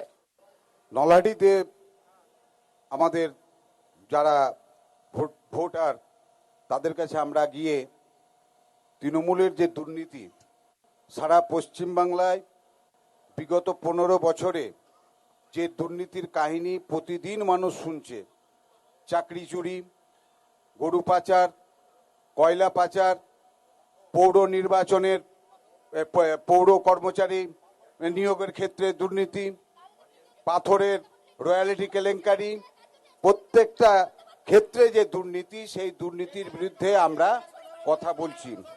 দ্বিতীয় কথা হচ্ছে যে আমরা চাইছি যে নলহাটির মানুষ নলহাটির উন্নয়নটাকে দেখে আগামী দিনে নির্বাচনে তারা তাদের মতের প্রকাশ করবে। আমাদের তৃণমূল প্রতিনিধি অচিন্তদা বললেন যে এটা আজকে বিধানসভার বিষয়, নলহাটি পৌরসভার বিষয় নয়। নলহাটিবাসী আজকে জানতে চাইছে যে 22 সালের পর থেকে নলহাটি পৌরসভার নির্বাচন কেন করা হয়নি, বকলমে পিছনের দরজা দিয়ে কেন ক্ষমতা ধরে রেখে মানুষের উন্নয়নকে পিছিয়ে দেওয়া হচ্ছে, এই প্রশ্নটা মানুষ করছে। আজকে নলহাটির উন্নয়ন নিয়ে আজকে মানুষ আতঙ্কিত যে নলহাটি আজকে দিনের পর দিন পিছিয়ে যাচ্ছে, কোনো উন্নয়ন হয়নি। আজকে মানুষের বাড়ি বাড়ি জল সঠিকভাবে পৌঁছাচ্ছে না, জনসংখ্যা বৃদ্ধি হচ্ছে, ওয়ার্ডের পরিধি বাড়ছে, কিন্তু জলের যে পাইপলাইনের ব্যবস্থা ছিল সেটা যে তিমিরে ছিল সেই জায়গাতে আছে। ভোটের মুখে দাঁড়িয়ে এখন দেখছি কাজ হচ্ছে। ঠিক আছে, আমরা ভোটের আগে, আমাকে বলতে দেন, বিগত নির্বাচনের আগে আমরা অনেক শিলান্যাসের গল্প শুনলাম, নাকি না তো দমকল কেন্দ্র নলহাটিতে হচ্ছে, আজকের দিনে এখন পর্যন্ত আমরা দেখতে পেলাম না। আমরা চালু অবস্থায় ঠিক আছে, যে আসবো, বাস আমি বুঝেছি। স্ট্যান্ড, তার কোনো কাজ হলো না। ঠিক আছে, সবাইকে বলতে সুযোগ দেওয়া হবে। হ্যাঁ, আমি নিশ্চয়ই, আসবো। আমরা বলি আমি আমরা কংগ্রেসের কাছে এই যাবো, আমি অনুন্নয়নের বদরুদ্দিন বাবুর কাছে প্রশ্ন যাবো। নিয়ে বলুন, আমরা মানুষের কাছে আপনার কি যাচ্ছি। মত? তাহলে নলহাটিতে কোন ইস্যু নিয়ে এবারে ভোট হবে? দেখুন, নলহাটির যা বর্তমান পরিস্থিতি, একটু আগে বিপ্লবদা বলছিলেন যে নির্বাচন শুধু পৌরসভা নয়, যেমন সমবায় নির্বাচন, একটা হচ্ছে না, কোনো স্কুলের কোনো নির্বাচন নয়, কোনো কলেজের নির্বাচন নয়, কোনো ইউনিভার্সিটির নির্বাচন নয়, যেমন হচ্ছে আপনার লাইব্রেরিতে কোনো নির্বাচনই রাজ্য সরকার করতে চাইছে না। একমাত্র নির্বাচন যেটা হচ্ছে বিধানসভা, লোকসভাটা দেখতে পাচ্ছি আমরা নির্বাচন, আর কোনো নির্বাচনই দেখতে পাচ্ছি না। যেমন দেখলাম কিছুদিন আগে পাকপাড়াতে নির্বাচন হবে বলে দেখা গেল, ভোট হবে আগামীকাল বিকেল বেলা, তার আগের দিন বলে দিচ্ছে নির্বাচন হবে না। সুলতানপুরে এরকম নির্বাচন হওয়ার জন্য সমবায়ের, কিন্তু নির্বাচন হতে গেল তারা একটা দিন আগে বলল যে নির্বাচন হবে না। তো এরকম ভাবে তো কোনো নির্বাচনের সমক্ষে আসতেই চাইছে না। কেননা আমরা দেখেছি 2018-তে কিভাবে পঞ্চায়েত নির্বাচন করেছে, সে তো গোটা বাংলাতে কয়েকশো লোক মারা গেছেন, কিভাবে নির্বাচন করেছে। এবং এইভাবে যদি মনে করেন মানুষের যে স্বতঃস্ফূর্ত যে মনে করেন দীর্ঘদিন কেউ চাপিয়ে রাখতে পারবে না, একদিন তা প্রকাশ পাবেই, কিন্তু এটা কিন্তু বৃহৎ আকারে প্রকাশ পাবে। আপনি দেখবেন এই নির্বাচনে হয়তো দেখা যাবে তার প্রতিফলন আপনারা দেখতে পাবেন। ঠিক আছে, আমি অচিন্তবাবু শুনে রাখুন, সবার প্রশ্ন শুনে রাখুন, আপনার কাছে আসবো। আকবরদা কি বলবে তাহলে? এই যে বিধানসভার নির্বাচন তো রাজ্যের থেকে নহাটি বিধানসভা আলাদা কিছু নয়। সারা রাজ্যের ইস্যুর সঙ্গে নহাটিরও কমন কিছু ইস্যু আছে, এবং নহাটি বিধানসভার আলাদা কিছু ইস্যু আছে। শিক্ষা, স্বাস্থ্য, কর্মসংস্থান সারা রাজ্য জুড়ে আছে। পাশাপাশি নহাটির ইস্যুর মধ্যে অন্যতম আমাদের যে পাথর শিল্পাঞ্চল, যেটা বিপ্লববাবু বলার সময় বলছিলেন। এই পাথর শিল্পাঞ্চল থেকে প্রতিদিন রয়্যালটির নাম করে কোটি কোটি টাকা এখান থেকে চলে যাচ্ছে। আর কোথায় যাচ্ছে, মাঝপথে কোথাও তারা স্টে করে কিনা সেটা আমরা জানি না, কিন্তু নহাটি থেকে এত কোটি টাকা রয়্যালটির নাম করে চলে যাচ্ছে, অথচ নহাটির জনগণের কি প্রাপ্য, তারা কি পাচ্ছে? তারা শুধু ধুলো, বালি আর এই পরিবেশ দূষণ নিয়ে তারা বেঁচে আছে। যে আপনি যদি এই মুহূর্তে কোঠাতলা মোড় যেটা আছে তার ওইদিকে যান, দেখবেন মনে হবে সারা এলাকা জুড়ে কুয়াশায় ভর্তি হয়ে গেছে। আসলে এগুলো কুয়াশা নয়, এগুলো সব ধুলো। এত কোটি টাকা এখান থেকে যাচ্ছে, অথচ যা পরিবেশ সংক্রান্ত যা আইন আছে এগুলো মেনটেন করা যা উচিত সেগুলো হচ্ছে না। এখানে যে পাথর শিল্পাঞ্চল আছে, খাদান, সেখানে প্রতিদিন শ্রমিকরা তাদের জীবনের ঝুঁকি নিয়ে কাজ করছে। প্রায় অ্যাক্সিডেন্ট ঘটছে। কিছুদিন আগে প্রায় 7 জন থেকে 8 জন একসঙ্গে মারা গেলেন। তাদের কোনো সেফটি সিকিউরিটির কোনো ব্যবস্থা নেই। অবৈধভাবে, আপনি প্রথমে বলার সময় বলেছিলেন অবৈধ বালি খাদান অবৈধভাবে চলছে। এগুলোকে বৈধ করার এবং প্রতিনিয়ত জল দেওয়ার, যাতে ধুলো না হয়, যাতে এই এলাকার মানুষের যাতে সিলোকোসিস থেকে বেঁচে যায়, যে রোগটা হয়তো আমি ঠিকভাবে বলতে পারলাম না, ফুসফুসে যে সংক্রমণ, যক্ষা ইত্যাদি এগুলো হচ্ছে। এখন এর পাশাপাশি আরো যেসব ইস্যু আছে, আমি প্রথমে বলার সময় বলেছিলাম যে আমাদের দেশ হচ্ছে সর্ববৃহৎ যুবদের দেশ, এবং পাশাপাশি আমাদের রাজ্য যেখানে বৃহৎ অংশে একটা যুব, তাদের কোনো কর্মসংস্থানের ব্যবস্থা নেই। তাদেরকে ভিন রাজ্যে কাজের জন্য যেতে হচ্ছে। বিভিন্ন সরকারি প্রকল্পগুলো বন্ধ হয়ে যাচ্ছে। সরকারি সংস্থায় চাকরির কোনো সুযোগ থাকছে না। 1998 সাল থেকে বামপন্থী সরকারের সময় 2010 অবধি প্রতি বছর এসএসসির মাধ্যমে হাই স্কুলগুলোতে শিক্ষক শিক্ষিকা নিয়োগ হয়েছে। আজকের দিনে দাঁড়িয়ে এসএসসি হচ্ছে না। টেটে কিভাবে নিয়োগ হয়েছে, কত টাকা দুর্নীতি হয়েছে, এবং তার কারণে আমাদের রাজ্যের যিনি শিক্ষামন্ত্রী তিনি কতদিন জেল খেটে এসছেন আমরা সবটাই দেখেছি। আর এই যে তৃণমূল কংগ্রেস এবং বিজেপির যারা প্রতিনিধি আছেন, তারা দেখবেন রাজ্যের আইন শৃঙ্খলা, রাজ্যের দুর্নীতি, রাজ্যের ইস্যু নিয়ে যখন কথা হবে তখন এরা একে অপরের বিরুদ্ধে কথা বলবে। আর আমরা বামপন্থীরা বলতে চাইছি যে পশ্চিমবঙ্গে তৃণমূল কংগ্রেস একদম গ্রাসরুট থেকে নবান্নের কালীঘাট অবধি যা দুর্নীতি করেছে, এর সবেতে এই নাগপুরের আরএসএস এর হাত এদের মাথায় আছে। তাই কখনো অনুব্রত মণ্ডল ছাড়া পেয়ে যায়, কখনো মানিক ভট্টাচার্য ছাড়া পেয়ে যায়, কখনো পার্থ চ্যাটার্জি ছাড়া পেয়ে যায়, কখনো সুদীপ্ত সেন ছাড়া পেয়ে যায়। আসলে বিজেপি চাই না যে পশ্চিমবঙ্গের তৃণমূল কংগ্রেস জেলে থাক, তাদের রাজনৈতিক ভাবে কোনো সমস্যা হোক। আমরা এর আগে দেখেছি। ঠিক আছে, ঠিক আছে, আমি আসবো অচিন্তবাবুর কাছে। জবাব দিন, এত তো প্রশ্ন শুনলেন, বিরোধীদের প্রচুর প্রশ্ন রয়েছে, তার জবাব দিন। বলবো, বামফ্রন্টের প্রতিনিধি একটু আগে বলেছিল যে আমরা আগামী নির্বাচনে তৃণমূলকে শূন্য করব। আরে ভাই, বামফ্রন্ট নিজেই শূন্য হয়ে গেছে, এবার মাইনাসে যাবে। ও নিজেরাই তো শূন্য বিধানসভা লোকসভায়। দ্বিতীয় প্রশ্ন, শিক্ষক হিসেবে বলেছিলেন, দাঁড়ান, 1927 সাল থেকে 2011 পর্যন্ত বামফ্রন্ট আমলে মধ্যশিক্ষা পর্ষদে বা প্রাথমিকে যে শিক্ষক চাকরি হতো চিরকুটের মাধ্যমে হতো, চিরকুট লিখে দিত কত নেতার সালে ছেলে চাকরি? মেয়ে, আপনার নেতার চাকরিটা ছেলে কত মেয়ে। সালে? অনেক পরে আপনার চাকরিটা কত সালে? আপনার চাকরিটা কত সালে একবার বলুন, চিরকুটের মাধ্যমে একবার বলুন আপনার সালটা বলুন। নেতাদের আপনি কত ছেলে সালে মেয়ে। চাকরি পেয়েছেন? নলাটিতে আছে। কোন নেতাকে দিয়েছেন চিরকুটে? নলাটিতে আছে। কোন নেতার কাছে গেছিলেন? নলাটিতে আছে। আপনি চিরকুট সিপিএম এর কোন আমি নেতার কাছে নিজে- গেছিলেন? বলুন বলুন ঠিক আছে, বলুন। ঠিক আছে। স্কুলের সম্পাদক থাকতেন, বলতে- সেক্রেটারি থাকতেন, বামফ্রন্টের লিখে দিতেন। 1 2 যে লোকাল ভোট বলছেন, আমি একটু আগে বলেছি যে শীত গ্রীষ্ম বর্ষায় মমতায় ভরসা, তেমনি নলাটি শীত গ্রীষ্ম ভরসা, রাজু সিংই ভরসা। যে লোকটা 3 নম্বর ওয়ার্ড থেকে 16 নম্বর ওয়ার্ড পর্যন্ত আপনার সকাল থেকে চিরকুটটা সন্ধ্যা পর্যন্ত কাকে ঘুরে দিয়েছেন বেড়ায়। একবার বলে যান। যে জন্মালেও আসে, মৃত্যু হলেও আসে, যার কাছে হিন্দু মুসলমান খ্রিস্টান বৌদ্ধ জৈন ভাগ নেই, কংগ্রেস সিপিএম ভাগ নেই। আমার তো মনে হয় গৌরব যে রাজু সিংহের মতো প্রার্থী আমরা এখানে পেয়েছি। নির্বাচন কেন হচ্ছে না? আমি একটা কথা বলছি, দিন। দিদি স্কুলের নির্বাচন, কলেজের নির্বাচন, ছাত্র সংসদ, এসকেইউএস এর নির্বাচন, মিউনিসিপ্যালিটির নির্বাচন কেন করছেন না? মিউনিসিপালিটি নির্বাচন প্রশাসনিক বা মিউনিসিপালিটির সময় বলবো, এটা বিধানসভার কথা বলেছেন, এখানে কেন বলতে আসবো আপনাকে, বিধানসভার সময় বলবো। আসলেন দিদি, একটা- যদি মিউনিসিপালিটি নির্বাচন হয় আমরা 16-তে 16 জিতবো। আপনারা জিতবো না। হারের ভয়ে, আপনারা সব আপনারা চ্যালেঞ্জ পরাজয়ের ভয়ে আমরা 16-তে 16 জিতবো। গণতন্ত্রকে আসবো, আসবো, ওই বিষয়ে আসবো। লুণ্ঠিত আমি করছেন। আপনার কাছে আসবো। গণতন্ত্রকে আপনারা বিপ্লব বাবু, বিশ্বাস করেন না। বিপ্লব বাবু থামান, থামুন, দিদির থামুন, একটা থামুন। প্রশ্ন আছে আমার, একটা প্রশ্ন আছে। থামুন। একটা আমি কথা আসবো, বলবো না, না, আমি। আমি আসবো, আমার একটা একটা কথা কথা বলতে বলতে দেন। আমি সবাইকে সময় Guarantee দেবো, বলেছে। আমি সবাই, অচিন্ত বাবু, আমি সবাইকে সময় দেবো, আমি আসবো। কলিমুদ্দিন শামসের যে রেকর্ডটা ছিল সেটা কি খুব ভালো ছিল? কোন রেকর্ডটা? তার সময়কালে দুর্নীতির যে রেকর্ড, তার সময়কালে তিনি যে করেছেন। 2011 সালে মমতা ব্যানার্জি পশ্চিমবঙ্গের ক্ষমতায় এসেছেন। তৃণমূলের প্রতিনিধি মাস্টারমশাই যা বললেন যে 1977 সালের পর পশ্চিমবঙ্গে চিরকুটের মাধ্যমে চাকরি হয়েছে।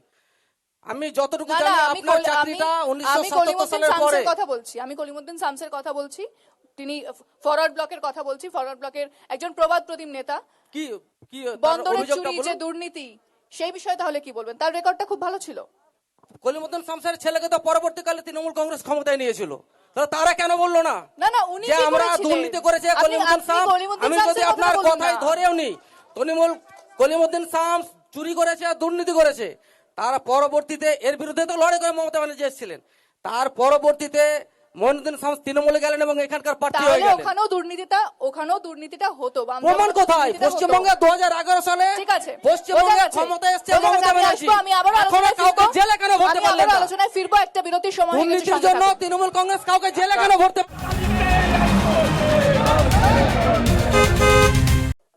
ফিরে এলাম বিরতির পর।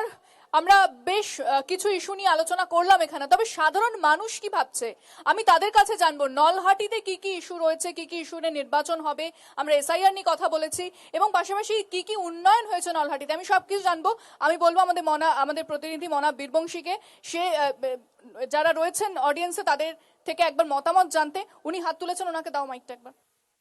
আমি প্রথমেই আমাদের আজকে যে বিজেপি প্রতিনিধি আছেন তাকে আমি ধন্যবাদ জানাতে চাই যে তিনি কার্যত স্বীকার করে নিয়েছেন যে সোনালী বিবি তাকে অন্যায়ভাবে বাংলাদেশে পুশব্যাক করা হয়েছিল।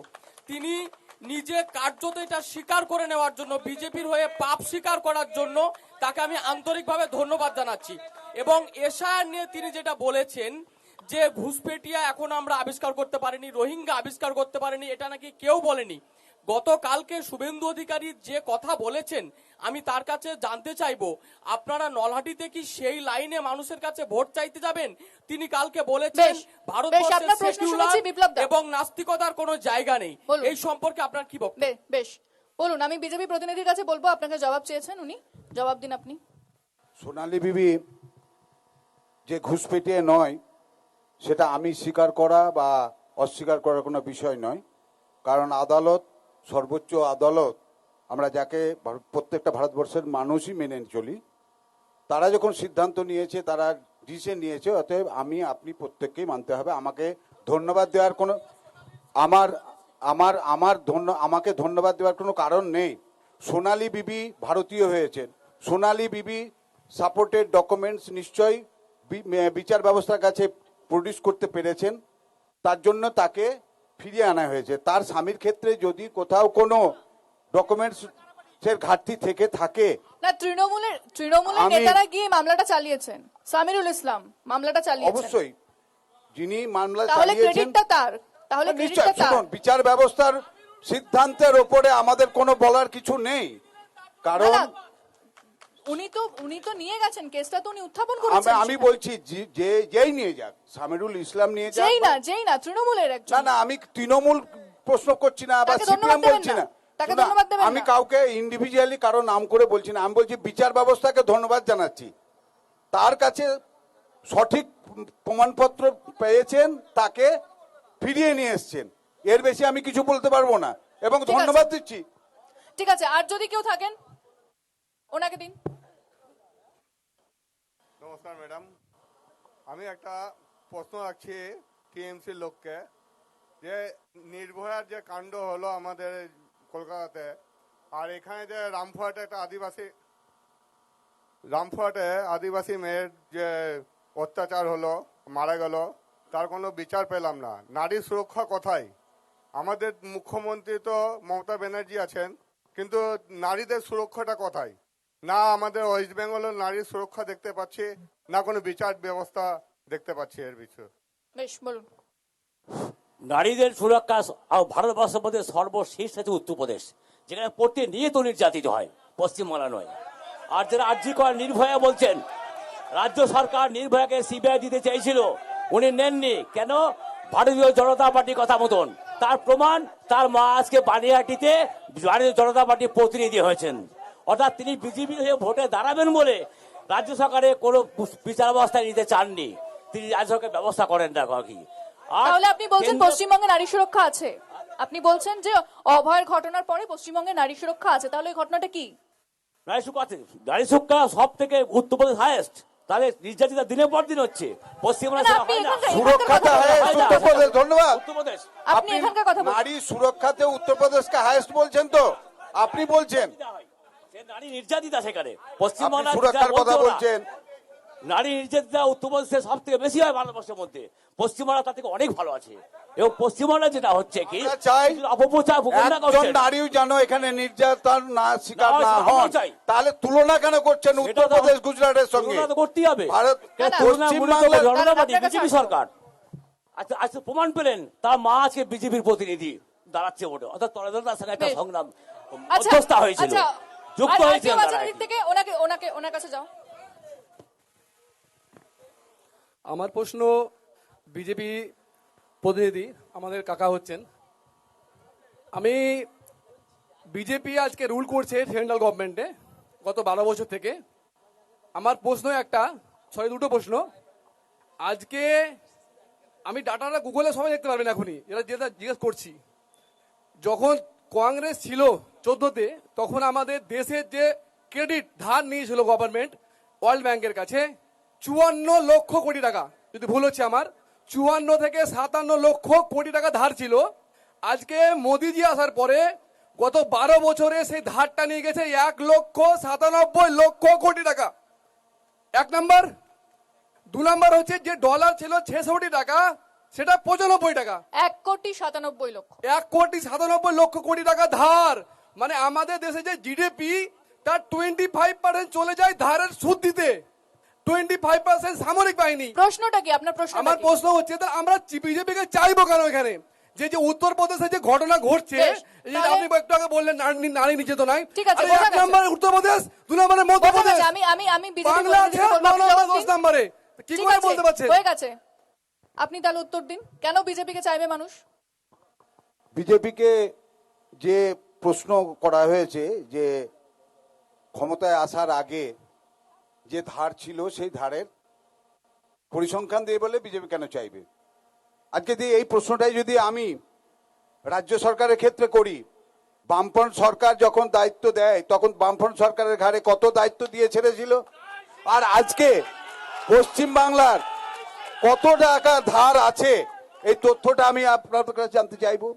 কেন তাহলে এত কত গুণ বেড়ে গেছে, তাহলে কেন বিজেপি এই তৃণমূলকে আবার ভোট দেবে মানুষ? এটা কথা না, অনেক গুণ বেড়েছে। কত ঋণ ছিল? 1 লক্ষ, 1 লক্ষ। ঠিক আছে, বোঝা গেছে, আপনার উত্তর বোঝা গেছে।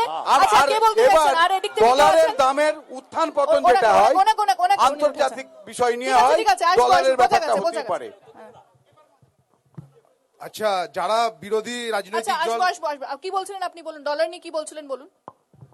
ডলারের দাম কমা এবং বাড়া, এখন বর্তমানে যে গালফ ওয়ার যেটা চলছে আমাদের, এই যুদ্ধের পরিস্থিতিতে ডলারের দামের হেরফের ঘটছে এবং আমি গালফ ওয়ার বলছি শুরুর তো, সময় ছিল 91, এখন 93। না, বলছি তো না, তার আগে আরো কম ছিল, এখানে যুদ্ধের আগেও 91 85, 86, যুদ্ধ 85, 85, 86 থেকে বাড়তে বাড়তে আজকের দিনে এটাই দাঁড়িয়েছে এবং সেটা ইন্টারন্যাশনাল 63 সমস্ত থেকে জায়গায় 85 দাঁড়িয়েছে। কি করে হলো তাহলে?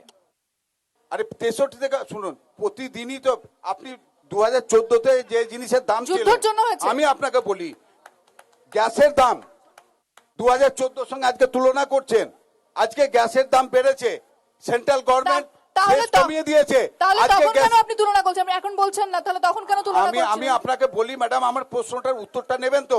গ্যাসের দামের সেন্ট্রাল গভর্নমেন্ট শেষ কমিয়ে দিল, আর হোয়ার এই শেষটা যদি ওয়েস্ট বেঙ্গল গভর্নমেন্ট কমিয়ে দেয়, 356 টাকা নিচ্ছে, তা সেটা যদি কমিয়ে দেয় শেষ কমাতে তাহলে পারে। বাংলার মানুষ কত শেষ- সুরাহা পাবে শেষ সেটা আপনি বলুন। কমাতে পারে না স্টেট গভর্নমেন্ট। কেন পারে না? কেন পারে না। টাকা নেবে? কেন নেবে? শেষ পারে না। বাহ, বাহ, বাহ, বাহ, শেষ বাহ, পারে না বাহ। state government না কমাতে। না না না,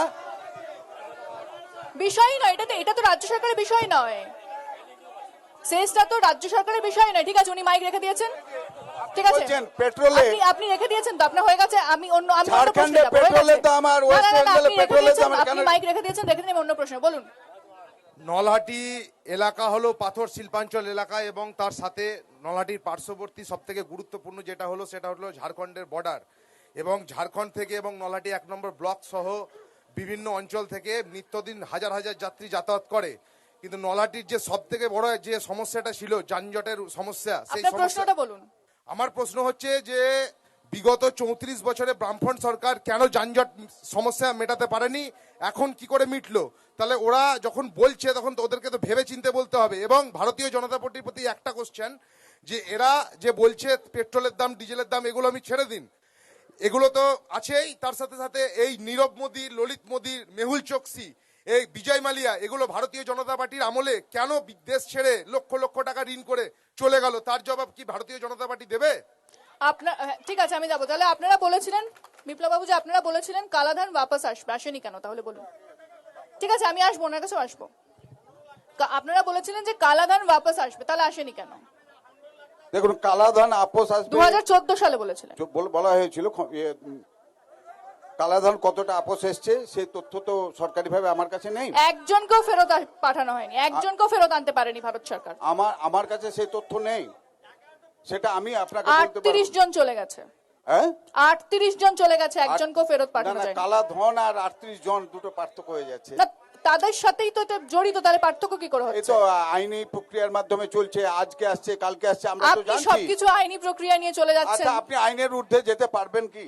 এটা আপনি বলুন যে আপনি আইনকে অস্বীকার করে তাহলে চলবেন। ফেরত নিয়ে আসতে পারছেন না কেন? আইনে জটিলতায় আইনে তখন তো জটিলতায় প্রধানমন্ত্রী বলেছিলেন যে ফেরত না নিয়ে না, আসা হবে। বিজয় মালিয়াকে আনার জন্য ভারত সরকার আপ্রাণ চেষ্টা চালাচ্ছে, আজকে আসবে কালকে আসবে, সেখানে ঠিক আছে, বোঝা গেছে। না, না, আমি বুঝে গেছি, বুঝে আমি গেছি না, আসবো, আমি আপনাকে আসবো। তাকে বোঝা আনতে গেছে পারছেন না, তাহলে? আইনের জটিলতার কারণে আনতে ঠিক পারছেন আছে, না। বোঝা গেছে। আপনাকে যে প্রশ্ন করার হয়েছিল, আপনি সেই উত্তরটা দিন তাহলে। আমাকে যে প্রশ্নটা করেছে যে বামপন্থীরা 34 বছর ছিল, এখন দেখুন 34 বছরে বামপন্থীরা পশ্চিমবঙ্গের সব কাজ করে দিয়েছে, এটা আমি কেন, আমাদের রাজ্যের কোনো বড় নেতা ওই কথা বলবে না। প্রত্যেকটা রাজ্য সরকারের একটা সীমিত ক্ষমতা থাকে, তার মধ্যে থেকেও 34 বছর বামপন্থীরা যা করেছে, একটা সাজানো বাগানকে 2011 সালের পর এই রাজ্যে তৃণমূল কংগ্রেস তছনছ করে দিয়েছে। আমি আবার বলছি, সে রাজ্যের যদি রাজ্যের কর্মসংস্থান না হয়, ঠিক আছে। সিঙ্গুরের মতো কারখানাকে, ঠিক আছে। টাটাকে তারা এই রাজ্য ঠিক থেকে আছে, তাড়িয়েছিল। আমাদের সময় একেবারেই শেষ হয়ে গেছে। প্রত্যেকটা দুর্গা পুজোতে, কালী পুজোতে, এবার থামতে হবে, আমাদের সময় একেবারেই শেষ।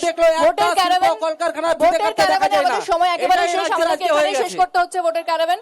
যারা এসেছিলেন রাজনৈতিক দলের প্রতিনিধি দল, তাদেরকে আমি অনেক ধন্যবাদ জানাবো, চারজনকে। ধন্যবাদ। আজকে ভোটের ক্যারাভ্যান এখানেই শেষ করছি। অন্যান্য খবরের জন্য এবং ভোটের খবরের জন্য নজর রাখতে হবে কলকাতা টিভির পর্দায় রাত দিন 7 দিন।